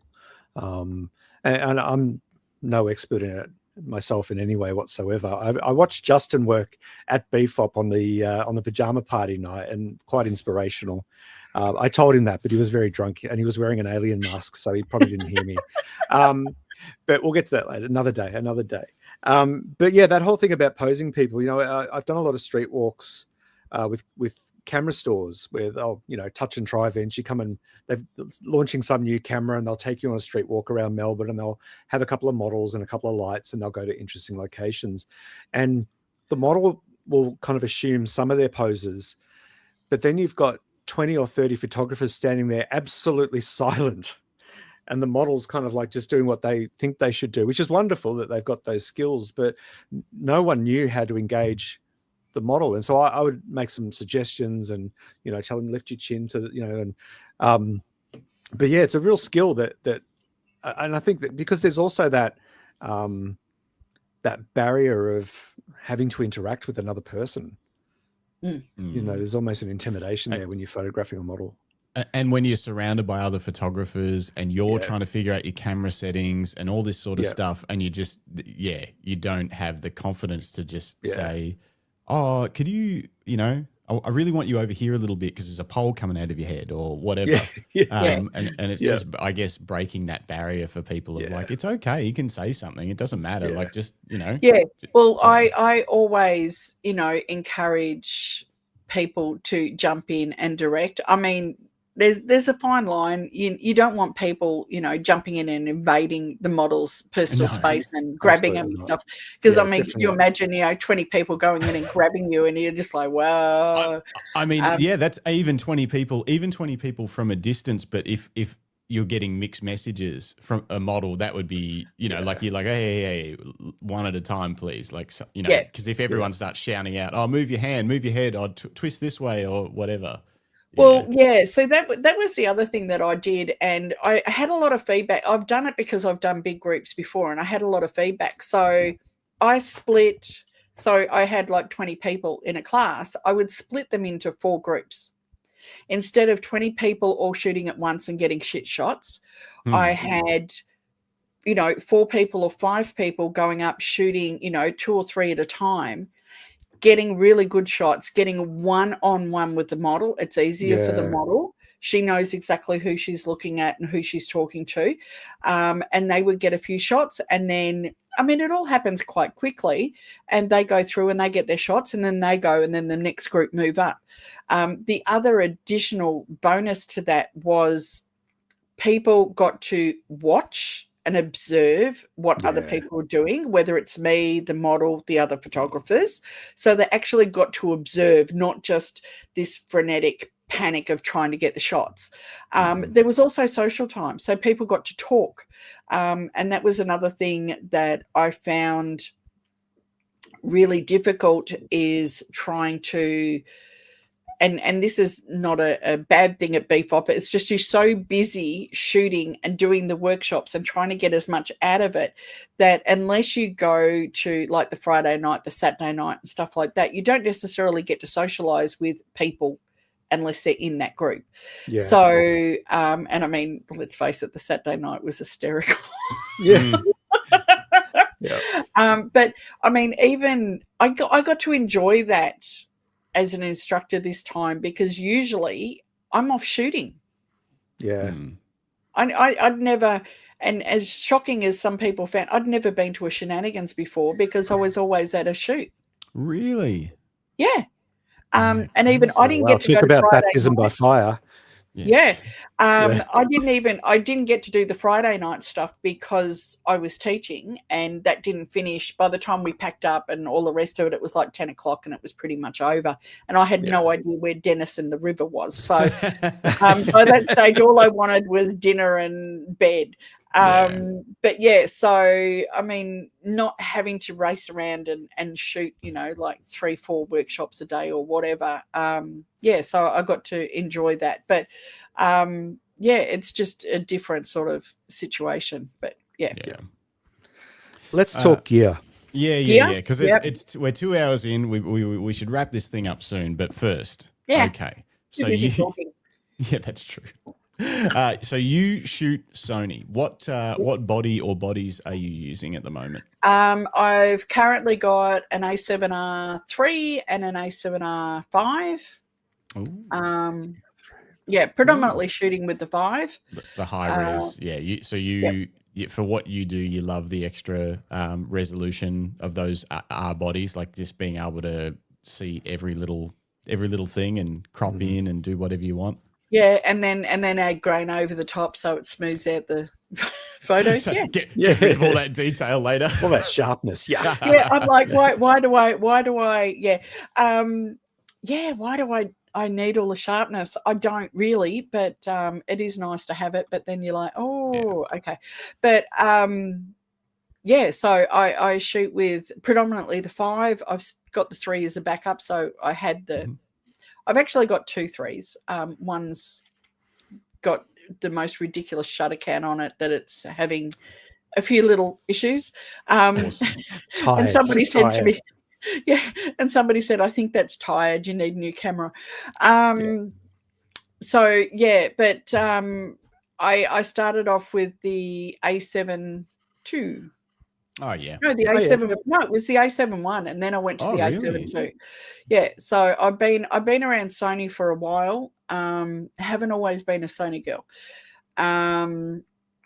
So when I first got into digital photography, like I said, I had a Nikon, and I would go out and shoot, and my husband would trail along, carry stuff around. He wasn't shooting. Wasn't shooting at all. And we went out this one particular day, and I wanted a photo under a pier. We were at the beach. I wanted a photo under a pier. And I said to him, if I put it on auto, you just jump under and grab the photo. And I went to hand him the camera, and I had the good old neck strap, right? And I was leaning over the side of the pier, and he was on the sand, and I gave it to him, and it slipped right between his hands and landed on the sand.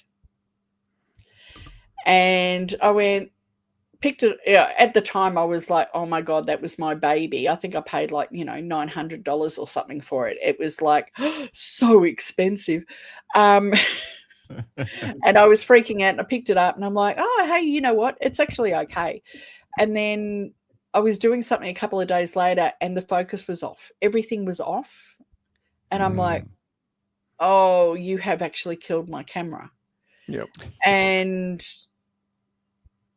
I had to it was probably only about a year, maybe 2 years after I got into it. Probably not even that long. That's when I did my first wedding.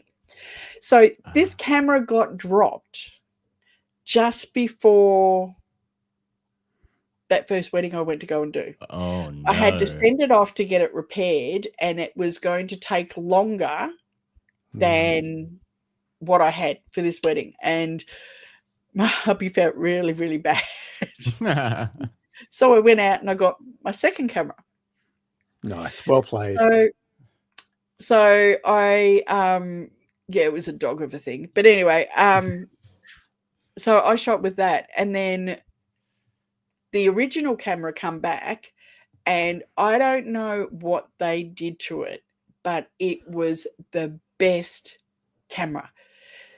The focus must have been just off a little bit, and by the time these guys had fixed the camera, fixed the lens, it was like the best thing on the planet. And my husband's going, well, you've got 2 cameras. Maybe I'll learn how to do it too. Mm-hmm. So he then became my first student, essentially. So I was teaching him what I knew, and we were going through that way. So then he got into photography as well. So he does very different stuff to me. He's a beautiful landscape photography. He has such an eye for landscapes, and he takes them and they sit on the SD card, and that's about it. Yeah. He puts them on the computer and edits a couple, puts them on Facebook, Instagram. He has a digital thing on his computer that puts up all his photos, but that's all we ever see. Yeah. Really? Yeah. I keep bugging him. You've got to get them printed. We've got a few large ones that we've had printed up on the wall, but he doesn't do much. But yeah, so that was sort of his journey into it. So I then wrecked my shoulder and ended up having to have shoulder reconstruction surgery, and I was looking for something lighter. By this stage, I was a big clunking Nikon with a huge piece of glass. I couldn't hold the damn thing. I really couldn't. I wanted something light. I wanted to venture into the mirrorless world. And when back in those days, you're talking mirrorless, you're talking portraits, you're talking high resolution, you had no option but to go to Sony. Yep. So I went to Sony, and I'm still with Sony, and I've put everything into Sony. So I'm still into Sony. Hubby's still into Nikon. We used to share everything. So we had one macro lens, we had one wide angle, we had one super zoom, and we had our basic, 24-70 each that we had on our cameras, and everything else we shared. So now he's got everything, but he's gone over to mirrorless now. Oh, but so he's got like a Z7 or 8 or something, or something like that. Something like that. Six Z6. Z6, yeah. 3 something. I don't know. Yeah. I don't know. Julie and the gang sold him a whole heap of shit at BFOP last year and cost me a fortune. Good work, Julie. Nice one. And Nikon Ross. Shout out to Nikon Ross. All right. So you're still on the dark. You're on the dark side of Sony. What lenses? We have all the cookies. What lenses are you using? Primarily a 50 mil. I like my prime, so 50 mil in the studio. If I've got a bigger studio, 85 mil. That's the GM like 1.4. The good ones, the fancy ones. Nice. Yeah. My workhorse is most of my lenses are actually Tamron. So my workhorse is a 24-75 2.8. And Tamron, love it all the time. My other lens that I use for portraits is the 60-180 2.8 Tamron as well. So I've got most of my lenses are actually Tamron. So my primes are Sony. So my 50, my 85, and my macro are Sony, but everything else is Tamron. I've got a few other brands thrown in as well, Viltrox and whatever. But yeah, it just depends on what gets thrown at me at the time. And what lighting brand are you using for your home studio and location and stuff like that? What do you? Okay, so for quite a long time, in the early days it was Bowen's. Then I moved over to Godox. And I've been using Godox for quite a long time. These days I'm getting into a fair bit of Newer. Oh yeah. Yep. For what reason? Gas, gear acquisition syndrome. Gear acquisition. So I do I do a lot of, like I said, review and technical writing. So a lot of this gear comes at me. And I've been finding that a lot of the newer stuff that's coming through has been absolutely incredible. So I'm being illuminated by one of their LED panels as we speak. Actually, I call them Niwa. I don't know if I made that up in my head. Do you know? Is that like how are you supposed to pronounce it? I don't know. I call them Newer. Newer, but maybe like newer. older and newer. Older and newer, yeah. So then I say I've got newer gear. Newer gear. My gear's newer than yours. Newer. Yeah. But yeah, so I've been a big fan. In depending on, I mean, sometimes I will shoot constant light. Sometimes I'm shooting strobe. If I'm shooting movement or anything like that, I've got to go for strobe because constants just suck at movement. It's not enough power. That's changing. But if you've got static shots, especially, you know, like the drawing 20s or whatever, you're not having lots of movement, you know, somebody sitting there posing, then the constant lights are good. The constant lights are easier for people to learn with. The constant lights are easier to teach. And I've been using the newer or Niwa or whatever they want to call themselves.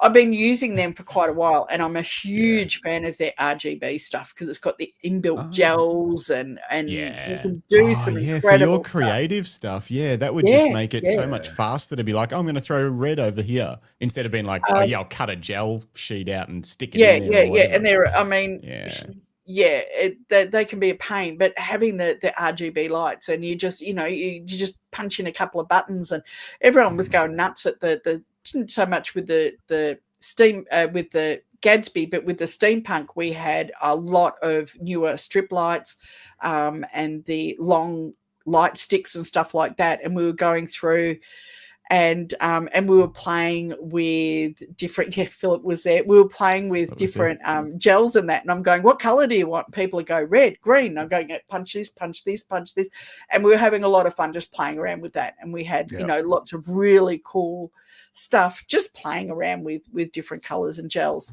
But I have been testing out their new strobe lights, and I've got to say they've blown me away. Absolutely amazing. Battery strobes, or are they 240 volt ones? Both. Oh, nice. Yeah, I think I've seen some popping up on somewhere. They're more of a square shape. Interesting. The Q6 is a 600 watt. And it's small. So I have, you know, like the Godox 8200s and the Godox 8400s, but the 400s are so big and so heavy that I rarely use them these days. I'm only using the 200s. But being able to have 600 watts in this tiny little thing, is just incredible. Absolutely. And you can chuck a battery in and go out for, you know, 3 hours or whatever and shoot on it. Fantastic. Where do you publish these articles that you do on the newer gear that comes out? The newer gear. So I have my own blog site that I put them on, and I put stuff on YouTube. I've also been, was for quite a few years, heavily involved in an American company called Photo Focus. So I was the associate editor for quite a few years. So I've written over 1,000 articles for them on different products and stuff like that. Wow, so that's cool. So I kind of know my shit, I guess. Kinda. Sounds like you kind of do. But I'm not. I mean, people sometimes love it or hate it. People sometimes will write, but you're not really technical. I'm not. I write articles for the average photographer. So how do you do this? How do you do that? What do you set up? What's so good about this? What can I actually do with this product? Not so much, I write technical reviews and it's got this and it's got this and, you know, whatever. And I put all the text in it, but then I turn around and I also write, you know, what you can actually do with it. So, you know, how do you, you know, set up a 1920s inspired lighting system using this particular light, or how do you do this using this particular lens, or, you know, how do you do whatever? So, so it's not just a case of technical, it's real world, real use articles on how to write all this stuff. So I still write for Photo Focus. I've written for a couple of other companies as well. I'd love to sort of reach out and write for a few other companies as well. So that's something else I'd like to do more of. I've written stuff for, you know, I've had stuff up on Tamron or, you know, various other places. So love to do more of that. Amazing. Well, maybe we'll be in touch. We want to get some more articles out, don't we, Greg? We certainly do. Yeah. We're working on it. We're working on it. Love to do all that. So I guess that becomes a creative thing as well. But Sometimes it gets ridiculous. I just cleared out a whole heap of stuff that I had to write reviews about, and then got 8 boxes delivered yesterday. Yeah, I used to write for Shot Kit, and every now and then I'd get sent a batch of bags, and it would be 3 or 4 massive cardboard boxes just packed with camera bags. I do miss those days. Yeah, you get. I mean, I've got piles of stuff here. So I work for a couple of different companies, doing product reviews and stuff like that, and beta testing as well. So I might come back to them and go, "Hey, did you know that?" So I don't know if you've seen all these little mini flashes that are coming out nowadays. Yeah. The little ones. Yes. Yeah. And I went through a stage where I was testing so many of them, and I went back to one of the companies and I said, "Hey, they work really good, but if you've got, like my husband, he's got his Nikon, and his 24-70 is like 82 mil diameter or whatever it is. All you're doing, the flash is hitting the edge of it, throwing a shadow and getting shadow." I said, "You need to, because they're so small, you need to put a riser in it and pop it up." So one company then went, "Hey, that's a really good idea." So they brought out this riser. They've never sent me one. Thanks, guys. But yeah, so that was real world use. That was a real problem with it. Yeah, it was great if you were dealing with, a little micro 3/4, or even, I mean, most of the Tamron lenses I use are all 67 mil. Doesn't matter what lens it is, it's all 67 mil. And these were all shooting straight over the top beautifully. But yeah, you put a big hunking piece of glass on it and they all fell over. Yeah. Interesting. Anything else, Greg? I think that's most of the stuff I had in my notes. Well, I mean, normally you would ask the question about what camera you would you would want to use for a zombie apocalypse, but I feel like Julie's already shot a zombie apocalypse. Yeah, but it wasn't real though. So let's say you're on the movie set, and then all of a sudden all the fake zombies actually are real zombies because, I don't know, something happened. They come to life. They come to life as real zombies, and you can only grab one camera and one lens to document those crazy zombies. Is it ones that I've got or ones that I wish I had? Anything you want in the world, and why? I would love to dump what I've got and pick up something really small. Fujifilm. So I switched over to Sony because I wanted something light and small, and now that I've gone into the R5, I've gotten big and chunky again. I sometimes think that it'd be really cool to have something, really point and shoot, but with quality. What's not like a little, mind? Kodak Instamatic or whatever. But no. Is there any models that you've been sort of eyeing off that you're like, ooh, There maybe? is a couple of, so there's Nikon, I've got some small sort of point and shoot type thing that look pretty good. I've sort of toyed with, going back to Olympus from time to time. I was wondering that OM system, go back to the original, Yeah. But yeah, I mean, even Sony have got some smaller cameras that are point and shoot. Like they're little sporty cameras. I sometimes think it'd be nice to have one of those for traveling and stuff like that. Yeah. So something you could just grab and run with in a zombie apocalypse instead of, worrying about which lens to put on would be really handy. The Ricoh GR Tough cameras are pretty good too, because you can actually use them to smash in a zombie's brains. Yeah.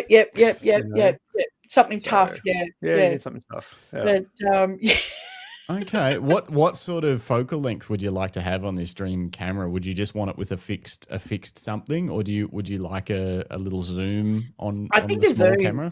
something like a 24 to 300 would be. Oh, you just want like the a do Sony everything. What's that Sony? Is it the R100 series? No, what? The little it's up to the 7th version. Yeah, they had I think they had a few different iterations, but they had something that was equivalent to, depending on the version, was like 24. I think the shortest was like a 24 to 70-ish, and then the longest ended up at equivalent to almost 200. Yeah, and they sort of played around with different zoom ranges. Yeah, they changed it up every time. Yeah, and then they just stopped making them. And they brought out the RX1 III. But is there a perfect camera? I mean, I actually... Yes. There no, is. there's not, Greg. Yeah, it's right here. The No. Fujifilm XE5. This one. This is what you need. This is a perfect camera. I mean, Sorry. it I is couldn't pretty help it. small. It is pretty I know. small. Cool. And it's hefty. It's Like got forced good, trauma. like 40 megapixels, good image quality. It's a nice camera. Wookie's with me. He's got an XE4. XE5. He knows. Well, he if knows they'd what like to throw one at me, I'll happily try it. All right, we'll see what we yeah, can do. Fujifilm. Your review. listening. Ooh, I was actually wondering, Greg, should we try and do a bit, because I know you've already reviewed the XE5 basically, but should we try and do a bigger review of that before it gets too long into its model life? And maybe we should see if we can crowdsource a bit of information from a few extra people. I wonder do you reckon we could hit up Fujifilm, because you've got one, but if we could hit them up for a test one that we could send to a couple of people, as well as the long-term review that you've done with your own personal one. Yep. And sort of pull together like something. Real I just world. don't know. Yeah, we tried to do experience. it with the OM3 and I dropped the ball on it because it got hard. That was all you. But I need to figure out how to make it easier. And I think the podcast is the way to do it. Yeah. Yeah. Why not? Yeah. We could get Julie could play with it, and then we end up getting like 3 or 4 or 5 people on a podcast, and you kind of lead it with the detail review, but then everyone can throw in their 2 cents of what they thought. Yeah. Yeah, I don't know. Something in that, boss. I think so. Definitely. It's a cool little camera. Oh yeah. Tempting. Yeah, I love it. It is. It is. I guess Glenn Lavender. I was talking to Glenn yesterday on Facebook, and because I posted a couple of photos that I shot with it, and he's very keen. Did Tamron I think a lot of people, once they start spending the money on a particular brand or whatever, they tend to be indebted to what you've spent your money on. So I mean, I've got everything I own is set up pretty much for Sony. So if I was to go and buy another camera, I would probably, my first look would be to go for another Sony. But only because I already own everything. But then you're like, well, what else is out there? The ride is the spice of life. This is true. But then you're like, oh, then I've got to try and go through and. It's a lot, yeah, and and Justin's jumped brand ship more times than anyone can count. But it is a big financial investment because, like you said, you're invested in glass and even the jump from we just spoke last week to Louise Sedgman, and she's only just picked up a Nikon Z8. She's been shooting DSLR still, although she knows she's very business savvy, so she knows how to extract every cent out of gear. But she's only just made the jump, and that must be quite intimidating. Yes, granted, you can get an adapter and keep your old lenses, but at some stage, hubby went through all that. He went and got a Nikon mirrorless because he had all Nikon, but then he's replaced all his glass anyway because he hated using it with the adapter. The adapters suck. I mean, it's a good way to bridge across where you're like still like you're like, I don't want to swap all my lenses at once, so it's a good way to do that, but. I don't know many people that have gone to mirrorless and just like, I'll just forever keep these. Everyone's always like, I've got a plan to swap, and I've swapped one, my main lens I've swapped, and I'll slowly do the others and whatever. But that's why, although it hurts to rip the Band-Aid off and swap systems, if you're going to do it, it's the moment when you swap to mirrorless whole hog, because you essentially are swapping systems anyway. So it's like if you were gonna, swap from Nikon DSLR to mirrorless, for example, that's the time to at least weigh your other options up. And I think a smart thing to do is look at the lenses that you want, that you'd like to have in your dream kit, throw them all into just a pretend shopping basket on your favorite camera store's website or whatever, or ring Brendan from Camera & Photo in Ocean Grove and price up the system that you would ideally want, even though you might not get it all at once. Because sometimes the difference in all the lens prices might be in the lenses you want might be so different that it's almost worth looking at another brand sometimes when you're doing the big switch from DSLR to mirrorless just to or get something. some perspective as well. Yeah. But on the other hand, cameras are cameras, and you can make great art with anything. So don't get too caught. Well, I'm always getting asked, if I was to go and get a camera, what would I get? And I go, look, you can't really go wrong with any of the modern cameras. Yeah, exactly. I mean, it doesn't matter whether, you go Canon, Nikon, Sony, Fuji, Olympus, Panasonic. If you can afford Leica, go for it. But I mean, they're all good. It's good. Yeah. I reckon I could. And I could make art out of really old cameras. Of you course. absolutely could. Yeah. Yeah. And I think the other thing that people don't think about with a system swap, even moving from, say, DSLR to mirrorless, or moving from an APS-C mirrorless to a full frame mirrorless, is that often it's all the other stuff. It's the battery grip and all the batteries. Like, you might have bought 4 batteries for your Canon R5 Mark II. What's that going to cost you, Justin? About $500-$600? No, Greg. You might have bought 5 batteries for your Canon R5 Mark I. And then they bring out a same but different battery for the R5 Mark II. Yeah. And even though your Mark I batteries go in the R5 Mark II, a little warning pops up and says, you won't be able to use some video modes with this battery, and some of your frame per second rates will be slightly different with this battery. And you go, well, thanks a lot, fucking Canon. You couldn't just keep the batteries the same and figure out a way. Been there, done that with Sony, although I think, all of my stuff's all got the same stuff. But it triggers. For triggers and so much stuff that you end up with. I mean, it's what one thing will never change is if you have a Lucky Strap leather camera strap. Oh, that can go on any camera. Greg, Hey, smooth transition there. Yeah, you just swap that from camera to camera. Doesn't matter what camera you've got. Doesn't matter. Your new camera from your new system will feel like an old friend when you swap your leather camera strap across from your old body, and then you just throw that old piece of junk on Marketplace, the old camera, and just send it off. LuckyStraps.com. I still am amazed at the people who run around with the horrible, like the neck strap, the kit strap, the kit strap, and I'm like, you are putting yourself in a whole world of pain just from hanging a big ass camera off your neck. Go and get yourself a really good camera strap. That's right. It doesn't have to be one of ours, but at least go and find something that's comfortable from somewhere.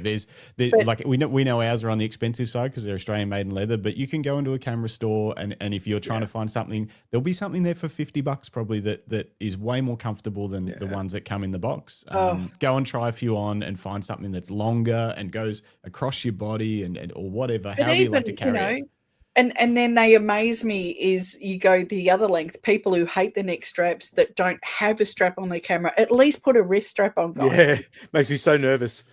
Yeah, if you stumble or anything like that, I don't know how many people I've seen who have dropped cameras. I dropped mine. Not that I haven't, but demonstrating how safe our straps are. I dropped my camera. As soon as I took the strap off, it just fell through my hands. I went, wow, that's why you need it. Was perfect advertising. The perfect ad.